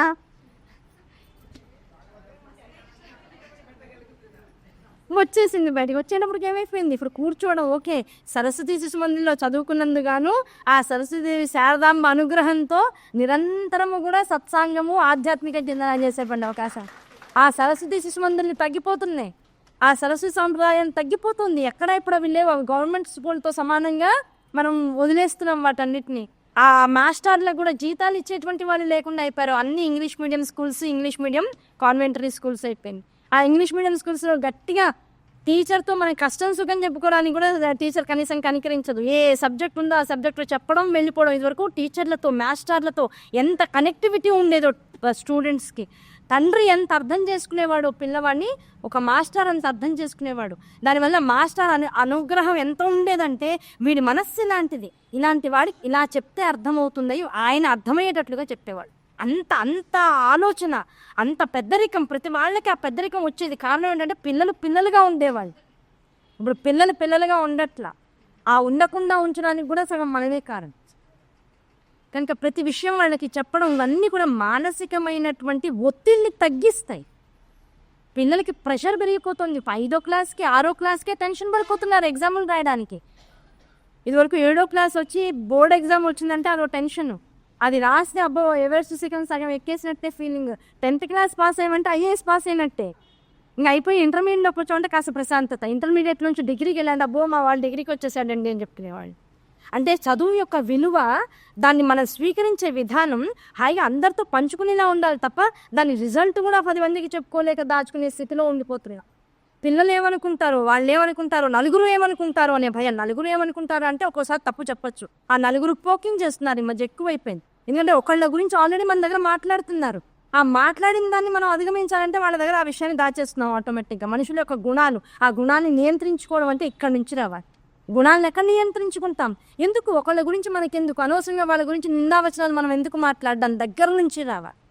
జనమేజయుడికి ఇన్ని విషయాలు చెప్పడం అంటే దేవీభావతం చెప్పడం అంటే కేవలం పురాణ వైశిష్ట్యాన్ని చెప్పేస్తూ అందులో ఉన్నటువంటి క్యారెక్టర్స్ చెప్పేస్తూ బ్రహ్మ అంటే ఇది, విష్ణువు అంటే ఇది, శివుడు అంటే ఇది, దానికి ఐం క్లీం సౌహు అనేటువంటి బీజాక్షరాలు, దీంతో సృష్టించడం జరిగింది, ఆ సృష్టిలో ఉంచినటువంటి పాపం ఇది, పుణ్యం ఇది, ఇంతవరకు చెప్పేస్తే అయిపోతుంది కదా. నువ్వు యాగం చేయి, ఆ యాగానికి ఇంత ఖర్చు అవుతుంది, ఆ సంభావన నాకు ఇచ్చేసి నేను చేసేస్తానంటే అయిపోతుంది కదా. మరి ఎందుకు ఇంత లోతుగా వెళ్ళి ఈర్ష్య, ద్వేషము, అసూయ, రాగము దీనంతటి గురించి ఎందుకు చెప్తున్నాడు వ్యాస భగవానుడు? అంటే దేవీ భాగవతం అంటే కేవలం పురాణం కాదయ్యా, అమ్మతనాన్ని మళ్ళీ పిల్లవాడికి ఒకసారి గుర్తు చేయడం. అమ్మ అంటే ఏంటో తెలుసా? మా అమ్మ ఎప్పుడో చిన్నప్పుడే వెళ్ళిపోయిందండి. ఆ వెళ్ళిపోయిన తల్లి యొక్క అనుభవాలు, ఆ తల్లి ఎలా దగ్గరికి తీసుకుంటుంది, ఎలా ప్రేమిస్తుంది, నువ్వు అమ్మ అంటే చాలు ఎలా నీ పట్ల కనికరాన్ని చూపిస్తుందో నువ్వు ఇంకొకసారి అనుభవంలోకి తెచ్చుకుంటే అమ్మ పాదాలని మళ్ళీ పట్టుకోగలిగేటువంటి అవకాశం నీకు లభిస్తుంది. దానికోసం దేవీ భావతం, పురాణాన్ని వినేసి కథలు వినేసి వదిలేసేసేయడం కోసం దేవీ భావతం కాదు. ఈ విషయంలోకి వచ్చిన తర్వాత ఇప్పుడు చెప్తున్నాడు. జనమేజయుడు అడిగాడు వ్యాసుడు, ఇవన్నీ చెప్పగా ఈ బీజాక్షరాలన్నీ పట్టుకుని ఉద్ధతి పొందినటువంటి వారి గురించి నాకు చెప్పండి అని అడిగాడు. అంటే వ్యాసుల వారు సంతోషించండి, శ్రద్ధ గొప్పది జనమేజయ. మనసులో ఇంత పెద్ద కష్టం ఉన్నా సరే ఆ కష్టాన్ని పక్కన పెట్టి నేను మంచి విషయాలు చెప్తున్నాను నీకు, దీనివల్ల నువ్వు బాగుపడతావు, నీకు వచ్చిన కష్టం దూరం అవుతుందని నమ్మావు కనుకనే నేను చెప్పిన ప్రతి విషయాన్ని మళ్ళీ అడిగి మరీ తెలుసుకుంటున్నావు. నీకు ఆ నమ్మకం రాకపోతే ఎక్కడ ఆపితే అక్కడలా సరేనండి ఏదో ఒకటి చేసేసేయండి పని అయిపోతుందని నువ్వు కూడా ఆపేస్తావు. ఆపకుండా లోపల నుంచి మళ్ళీ పరిప్రశ్న, నేను చెప్పిన దానికి మళ్ళీ ప్రశ్న వేస్తూ ఆ ప్రశ్నలోంచి వచ్చినటువంటి సమాధానానికి మళ్ళీ ఇంకొక ప్రశ్నను అడుగుతూ ఉన్నావు. దానికి సమాధానాన్ని కూడా నువ్వు ఆశిస్తున్నావు. ఆ సమాధానం ద్వారా వచ్చినటువంటి విషయాన్ని నీ మనసులో నిక్షిప్తం చేసుకుని నమ్మకాన్ని, ధైర్యాన్ని పెంచుకుంటున్నావు. అది నాకు నచ్చిందయ్యా, నీ దగ్గర నుంచి చాలా ఆనందాన్ని పొందుతున్నాను అన్నాడు. ఆనందాన్ని పొంది వెంటనే చెప్పాను, ఒకానొక పర్యాయము నేను తీర్థయాత్రలన్నీ చేస్తూ నైమిషారణ్యానికి వచ్చానయ్యా. ఆ నైమిషారణ్యం చేరుకున్నాక అక్కడ మహానుభావులైనటువంటి వాళ్ళు ఋషులు ఎందరో ఉన్నారు. అక్కడ ఆ ఎందరో ఉంటే ఆ నైమిషారణ్యంలో ఏం చేస్తున్నారు? శాస్త్ర చర్చలు చేస్తున్నారు. ఆ శాస్త్ర చర్చలు చేస్తున్నటువంటి సమయంలో గుణముల మీద చర్చలు మొదలైనవి. గుణాన్ని ఎలాగా మనం దగ్గర పెట్టుకోవాలి, గుణాన్ని ఎలాగ అధిగమించాలి. ఒక మనిషిలో ఒక మంచి గుణం, చెడు గుణం అనేటువంటి 2 గుణాలు ఉంటాయి. ఆ 2 వ్యవహారాలను మంచి వాటిని ఎలా పెంచుకోవాలి, చెడు వాటిని ఎలా నియంత్రించుకోవాలి, దానికి ఏవి ప్రకృతి పరంగా సహాయకారులుగా ఉంటాయి అనేటువంటి ప్రసక్తి వచ్చి ఈ మహానుభావులందరూ కూడా గుణముల గురించినటువంటి చర్చ చేస్తున్నారు. ఎవరెవరున్నారు అందులో అంటే వరుసగా ఋషుల గురించి చెప్తున్నారు. వీళ్ళ నామాలు ఒకసారి సంధ్యా సమయంలో చెప్పుకున్నా సరే నైమిషారణ్యంలో ఉన్నటువంటి భాగ్యం మనందరికీ కూడా కలుగుతుంది. జమదగ్ని, పైలుడు, మరీచి, అంగిరుడు, కౌండిన్యుడు, అత్రి, దక్షుడు, కపిలుడు, అగస్త్యుడు, అక్షపాదుడు, శాండిల్యుడు, క్రతువు, కన్వుడు, కుత్సుడు, భృగువు, విశ్వామిత్రుడు, మైత్రేయి, మార్కండేయుడు, వామదేవుడు, కపి, దుర్వాసుడు, వసువు, అసురి, వ్యాఘ్రపాదుడు, మాండవ్యుడు, రోమసుడు అనేటువంటి వాళ్ళందరూ ఉన్నారు. ఇంతమంది, ఇది కొంతమంది పేర్లు మాత్రమే. వీళ్ళతో మించినటువంటి వాళ్ళు ఇంకా అక్కడికి చేరారట. ఇంతమంది మహర్షులు, వీళ్ళల్లో చాలామంది సగం పాటి వాళ్ళు వ్యాసుడికి తాతలవుతారట. అంటే వ్యాసుడి కన్నా పూర్వం పుట్టినటువంటి వాళ్ళు, చాలా పెద్ద పెద్ద వాళ్ళు, వ్యాసుడిని మించినటువంటి వాళ్ళు వీళ్ళందరూ. వాళ్ళందరినీ చూడగానే వ్యాసుడు అందరికీ నమస్కారం చేశారట. వ్యాసుడి కన్నా చిన్నవాళ్ళు అయినటువంటి వాళ్ళందరూ వ్యాసుడికి నమస్కారం చేశారట. చేసి అందరూ అక్కడ కూర్చున్నారు. జరుగుతున్నటువంటి విషయం ఏమిటి? జమదగ్ని మహర్షి లేచాడు. ఆ జమదగ్ని మహర్షి లేచిన వాడే ఏం చేశాడు? అయ్యా నాకు చిన్న సందేహం ఉంది. చిన్న సందేహం అనుకుంటాం కానీ ఇది పెద్ద సందేహమే అని మొదలుపెట్టాడు. ఏ శక్తిని ఆరాధిస్తే సులభంగా మనందరం తరిస్తాం? ఇది మొదటి ప్రశ్న. యజ్ఞము యాగము కాకుండా మళ్ళీ శక్తిని ఆరాధన అనగానే ఇప్పుడు ఏం చెప్తారు? యజ్ఞయాగాది క్రతువులు చేయండి, ఫలానా యాగాలు చేయండి, ఫలానా విషయాలు చేయండి అని చెప్పేస్తారేమో. యజ్ఞయాగాది క్రతువులు కాకుండా, పెద్ద పెద్ద సాధనాక్రమాలు కాకుండా, తీర్థయాత్రలు లాంటివి చెయ్యకుండా, ఏదీ కాకుండా ఉన్న చోట ఉండి అతి సామాన్యమైనటువంటి వాడు, ఏమీ తెలియనటువంటి వాడు కూడా ఉద్ధరింపబడతాడు అసలు జగత్తులో. అలా ఉద్ధరింపబడగలిగేటువంటి అవకాశాలు ఏమైనా ఉంటే ఆ అవకాశాల గురించి మాకు చెప్పండి. అలాంటివి ఏమన్నా విని ఉన్నారా, లేదు చూసి ఉన్నారా, ఏదైనా తెలిసి ఉందా మీకు? ఆ విషయాలు మాతో పంచుకోండి అని జమదగ్ని మహర్షి లేచి అడిగారు. జమదగ్ని వంటి వారు లేచి అడిగేటప్పటికల్లా అందరూ ఒకళ్ళకి తెలిసిందో అని చెప్తున్నారు. అందరూ మళ్ళీ అవే విషయాన్ని చెప్తున్నారు. అమ్మవారిని పట్టుకోండి, మహారుద్ర స్వరూపాన్ని పట్టుకోండి, లేకపోతే ఇంకో స్వరూపాన్ని పట్టుకోండి, నామాన్నో ఆ స్మరణలో ఇంతకాలం చక్కగా ఇంత సాధనాపూర్వకంగా జపం చేయండి, దానికి ఫలానా మాల వాడితే గబుక్కున మనకి శీఘ్రమైనటువంటి ఫలితాలు వస్తాయి, ఇలాంటి మాలను వాడండి, అలాంటి మాలను వాడండి, ఇవన్నీ చెప్తూ ఉంటారు. వెంటనే మళ్ళీ ఇలా జమదగ్ని మహర్షి అడిగాడు. ఒక దాన్ని ఆధారంగా చేసుకుని కాదు, తెలిసి కాదు, తెలియనటువంటి వాడు కూడా ఎక్కడన్నా ఉద్ధరింపబడ్డా, నాకు ఆ విషయాలు తెలియాలి అని అడిగాడు. అడిగేటప్పటికల్లా కొంత సమయం పట్టిన తర్వాత ఎవరు ఎటువంటి సమాధానము చెప్పట్లేదు. మహర్షిగణం తమలో తాము ఆలోచించుకుంటున్నాయి తప్ప ఎవరూ లేవట్లేదు. ఈ లోపల రోమస మహర్షి అనేటువంటి వాడు లేచారు. ఆ రోమస మహర్షి లేచేటప్పటికల్లా దాదాపు అక్కడ ఉన్నటువంటి వాళ్ళందరూ మళ్ళీ రోమస మహర్షి నమస్కారం చేశారు. రోమస మహర్షి యొక్క గొప్పతనం ఎంతమందికి తెలుసు?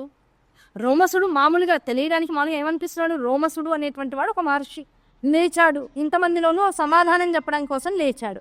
లేవంగానే ఈయన లేచాడనగానే మిగతా వాళ్ళందరూ లేచోసారి ఇంకా సాష్టాంగ నమస్కారం చేసి మళ్ళీ కూర్చున్నారు. ఎందుకు కూర్చున్నారు? ఆ విషయం చెప్పగానే వ్యాస భగవానుడిని మళ్ళీ జనమేజయుడు అడిగాడు, అయ్యా రోమసుడు ఎవడు? ఎంతమంది మహర్షులు లేచి ఆయనకి నమస్కారం చేశారా అంటే ఆయన ఎలాంటి వాడు అని అడిగారు. ఆయన ఎలాంటి వాడో తెలియాలి అంటే నీకు అద్భుతమైనటువంటి విషయం చెప్తాను, జాగ్రత్తగా పట్టుకో.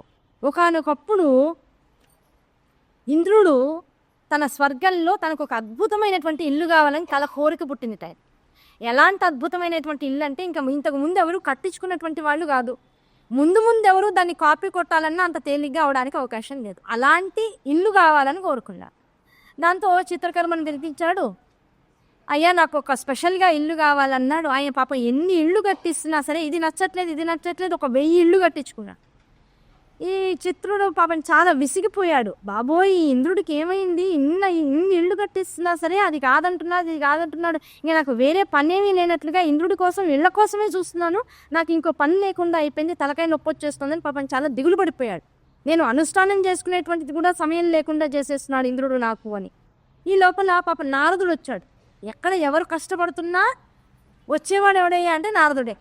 వెంటనే వచ్చేసాడు. త్రిలోక సంచారి కనుక పాపం వీళ్ళు కష్టపడుతున్నారు, వీళ్ళని ఉద్ధరించాలని చెప్పేసి వచ్చేసాడు. నారదుడి దగ్గరికి వచ్చేటప్పటికల్లా నారదుడికి పాపం తన గోడంతా వెళ్ళబోసుకున్నాడు. అయ్యా నన్ను అసలు కూర్చొనివ్వట్లేదు, నుంచొనివ్వట్లేదు, నమ్మరు, 1000 ఇళ్ళు కట్టాను, వెయ్యిళ్ళని పీకి పారేయమన్నాడు, మళ్ళీ ఇంకో ఇల్లు కట్టమంటున్నాడు. ఇప్పుడు నాకు ఈయనకి ఎలా సమాధానం చెప్పాలో అర్థం కావట్లేదండి, మీరే నాకు ఏదన్నా ఒక సొల్యూషన్ చూపించాలి అన్నాడు. నారదుడు అన్నాడు, ఏం పర్లేదు, ఇంటికి వెళ్ళి ప్రశాంతంగా హాయిగా స్నానం చేసి పడుకోయి వాళ్ళ నుంచి, ఇంకా రేపటి నుంచి ఇంద్రుడు నేను పిలవడన్నాడు. అలా అనేటప్పటికల్లా సరే అయితే ఏం చేస్తాడో చూద్దాం అనుకుని సరే ఇంటికి వెళ్ళాడు. ఈ లోపల నారదుడు ఏం చేశాడు, ఇంద్రుడి దగ్గరికి వెళ్ళాడు. వెళ్ళి, ఇంద్ర నీతో పని ఉందో సార్, నాతో వస్తావా అన్నాడు. ఇంద్రుడు గబా పిలిచింది ఎవరు? నారదుడు. నారదుడు వచ్చి పిలిచేటప్పటికల్లా ఇంద్రుడు వెంటనే ఏం చేశాడు, అలాగే గురువుగారు అని చెప్పి వెంటనే లేచాడు. గబా ఆయన వెనకాల నడవడం మొదలెట్టాడు. ఇంద్రలోకం నుంచి అంటే స్వర్గలోకం నుంచి కింద భూలోకం దాకా వచ్చాడు. ఆ భూలోకంలో ఒక దండకారణ్యంలోకి వెళ్ళాడు. ఆ దండకారణ్యంలోకి వెళ్ళిన తర్వాత బాగా విపరీతంగా వాన పడుతోంది. ఆ వానలోనే నారదుడు నడుస్తున్నాడు, వెనకాల ఇంద్రుడు నడుస్తున్నాడు. ఆ తుట్టలు తప్పలు తప్పించుకుంటూ నడుస్తూ లోపలికి వెళ్తున్నారు. వెళ్తూ ఉంటే ఒక విశాల వృక్షం కనబడిందిట. ఆ విశాల వృక్షం మొదట్లో ఒక మహర్షి ఉన్నాడు. ఆ మహర్షి ఏం చేస్తున్నాడు, చిరిగిపోయినటువంటి చాప ఒకటి ఉంది, ఏదో ఎప్పుడో చాలామంది వాడేసి వదిలేసినటువంటి చాప. ఆ చాప చిరిగిపోయినటువంటి చిల్లులు పడినటువంటి చాపను తీసుకుని నెత్తి మీద పెట్టుకున్నాడు, ఈ వాన నుంచి రక్షించుకోవడానికి దగ్గర పెట్టుకుని దాన్ని నెత్తి మీద అడ్డుగా పెట్టుకుని తాను ఓ చిన్న కౌపీనాన్ని ధరించి అక్కడ కూర్చుని జపం చేసుకున్నాడు. తీక్షణమైనటువంటి తపస్సులో మునిగిపోయి ఉన్నట్ట రోమసుడు. ఆయన శరీరం అంతా ఎలా ఉంది, నిండిపోయినటువంటి రోమములతో ఉందట. అంటే ప్రతి అంగుళము కూడా ఒక 3-4 రోమాలతో నిండిపోయిందట. శరీరం అంతా జుట్టే ఉంది ఆయనకి. ఆ జుట్టుతో నిండిపోయినటువంటి శరీరముతో రోమసుడు కూర్చుని ఉన్నాడు. అంత శరీరంలోనూ దగ్గరికి వెళ్ళి చూస్తుంటే ఈ హృదయస్థానం, వక్షస్థల స్థానం దగ్గర సరిగ్గా ఇంత మేర, అరచేయి బాగా వెడల్పు చేస్తే ఎంత మేర ఉందో అంత మేర టోటల్గా ఒకవేళ బట్టతల కనుక వచ్చేస్తే ఎలాగైతే మొత్తం సాఫ్ట్గా అయిపోతుందో అలా రోమాలేవి లేకుండా చక్కగా ఫ్రీగా ఉందిట. ఏంటిలా విచిత్రంగా ఉన్నాడు మనిషి అని ఇంద్రుడు చూస్తున్నాడు. ఆ మహర్షికి నారదుడు సాష్టాంగ దండ ప్రణామం చేశాడు. నారదుడు ఎవరికి సాష్టాంగ దండ ప్రణామం చేయడు, నుంచునే నమస్కారాలు చెప్తాడు. అలాంటి నారదుడు సాష్టాంగంగా నమస్కారం చేశాడట, నేల మీద పడిపోయి సాష్టాంగ నమస్కారం చేశాడు. ఇంద్రుడు బాబోయ్ నారదుల వారే చేశారంటే ఈయన ఎంత గొప్పవారో, ఇంద్రుడు కూడా పడిపోయాట నేల మీద. లేచాడు. లేచిన తర్వాత నారదుడు అడుగుతున్నట్ట, స్వామి ఈ లోపల ఈయన కూడా నారదుడు వచ్చాడు కదా, ఈయన కూడా కళ్ళు తెరిచాడు రోమసుడు. నారదుడు కావాలని ఇంద్రుడికి తెలియాలనేటువంటి విషయం నారదుల వారికి తెలియదని కాదు, ఇంద్రుడికి తెలియాలి కదా, వారికి కదా అసలు ఇవ్వాల్సినటువంటి శిక్షణ అంతా ఇవ్వడం. కనుక వెంటనే నారదుల వారు అడిగారట, అయ్యా రోమస మహర్షి, ఇంతమంది మహర్షులు ఋషులు తమకంటూ కుటీరాలు కట్టుకుని ఆశ్రమాలు కట్టుకుని అందులో పిల్లలకి వేదాలు నేర్పిస్తూ శాస్త్ర ఇతిహాసాలన్నీ బోధిస్తూ హాయిగా వాళ్ళంతటా వాళ్ళకు ఒక సామ్రాజ్యాన్ని ఏర్పాటు చేసుకుంటున్నారు. మీరేమిటి ఇంత విద్యని ఇంత విషయాన్ని గ్రహించినటువంటి వారే, ఇంత బ్రహ్మజ్ఞానాన్ని పొందినటువంటి వారే ఇలా ఎండకి ఎండుతూ వానకి తడుస్తూ ఇలా ఉండిపోయారు. మీకు కూడా ఒక ఇల్లు కట్టించమంటే నిమిషంలో కట్టించే వాళ్ళు లేరా? నన్ను అడగండి, ఇంద్రుడు నిమిషంలో కట్టిస్తాడు మీకు అని అన్నారు. అంటే ఇంద్రుడు వెంటనే రెడీ అయిపోయా, నేను రెడీ, అసలే నేను ఇల్లు అసలు ఇప్పటికీ ఈ మధ్య బాగా మోడల్స్ చూస్తున్నాను, నేను రెడీగా ఉన్నాను, వాస్తుతో సహా మీకు కుటీరం కట్టిస్తానన్నాడు. ఈ లోపల రోమసుడు అన్నాడు, అయ్యా నాకెందుకు స్వామి ఇల్లు, అసలే నాది చిన్న జీవితం, అతి తక్కువ ఆయుష్న. ఈ అతి తక్కువ ఆయుష్లో ఇవన్నీ నేను ఏర్పాటు చేసుకుని చివరికి ఏమైనా ఎత్తుకుపోతానా? ఇవన్నీ నాకు అవసరం లేదు, అందుకని నేను దేని మీద వాంఛ పెంచుకోవట్లేదు అన్నాడు. అతి తక్కువ ఆయుష్ అన్నాడు. అతి తక్కువ ఆయుష్ అన్నా ఉన్న 4 రోజులు ప్రశాంతంగా ఉండొచ్చు కదండి, మీకు ఇల్లు కట్టించిస్తాను అన్నాడు ఇంద్రుడు. వద్దయ్యా వద్దు, ఇవాళ పోయే ప్రాణం రేపు పోయే ప్రాణం, దానికోసం ఇప్పుడు నువ్వు ఇల్లు కట్టించడం అవసరం అంటావా? దానికోసం ఎంత కాలం వ్యర్థమైపోతుంది, అనవసరంగా ఎంత ఖర్చు అయిపోతుంది, శ్రమ, అనవసరంగా ఒకళ్ళ నుంచి మనం సహాయం అర్థించాల్సి వస్తుంది, వద్దు నాకు ఇల్లు అన్నాడు.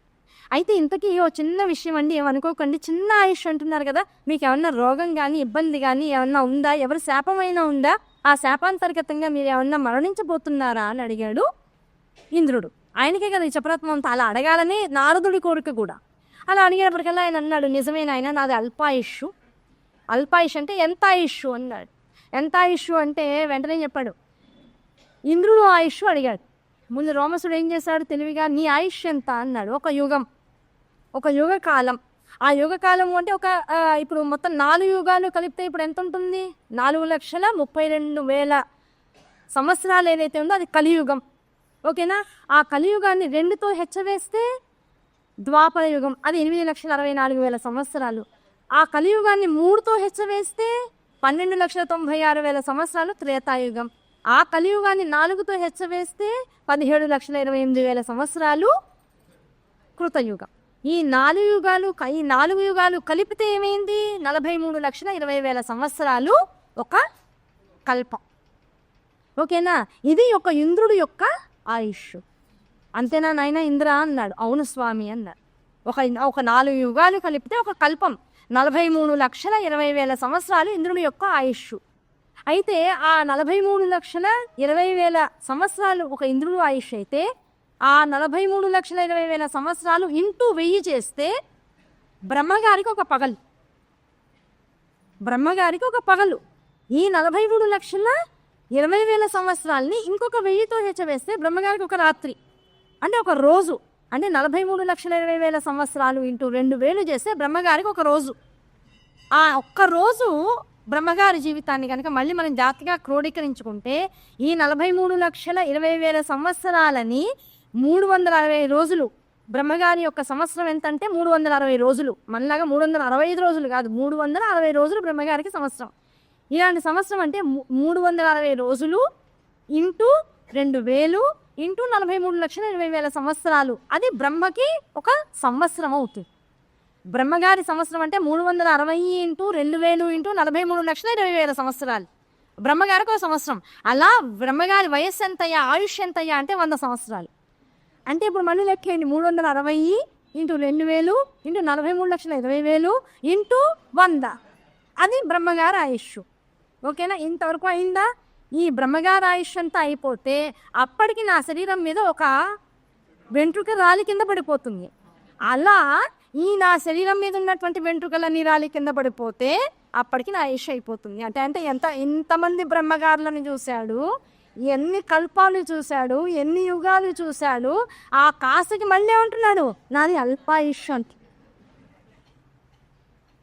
రోమస మహర్షి గారికి ఎందుకు తీసుకెళ్ళాడు ఇంద్రుణ్ణి? నీకున్నటువంటి ఒక కల్పానికే 43,20,000 సంవత్సరాలకే ఇంత మిడిసిపడిపోయి నేను ఇంద్రుణ్ణి అని చెప్పుకుంటున్నావు.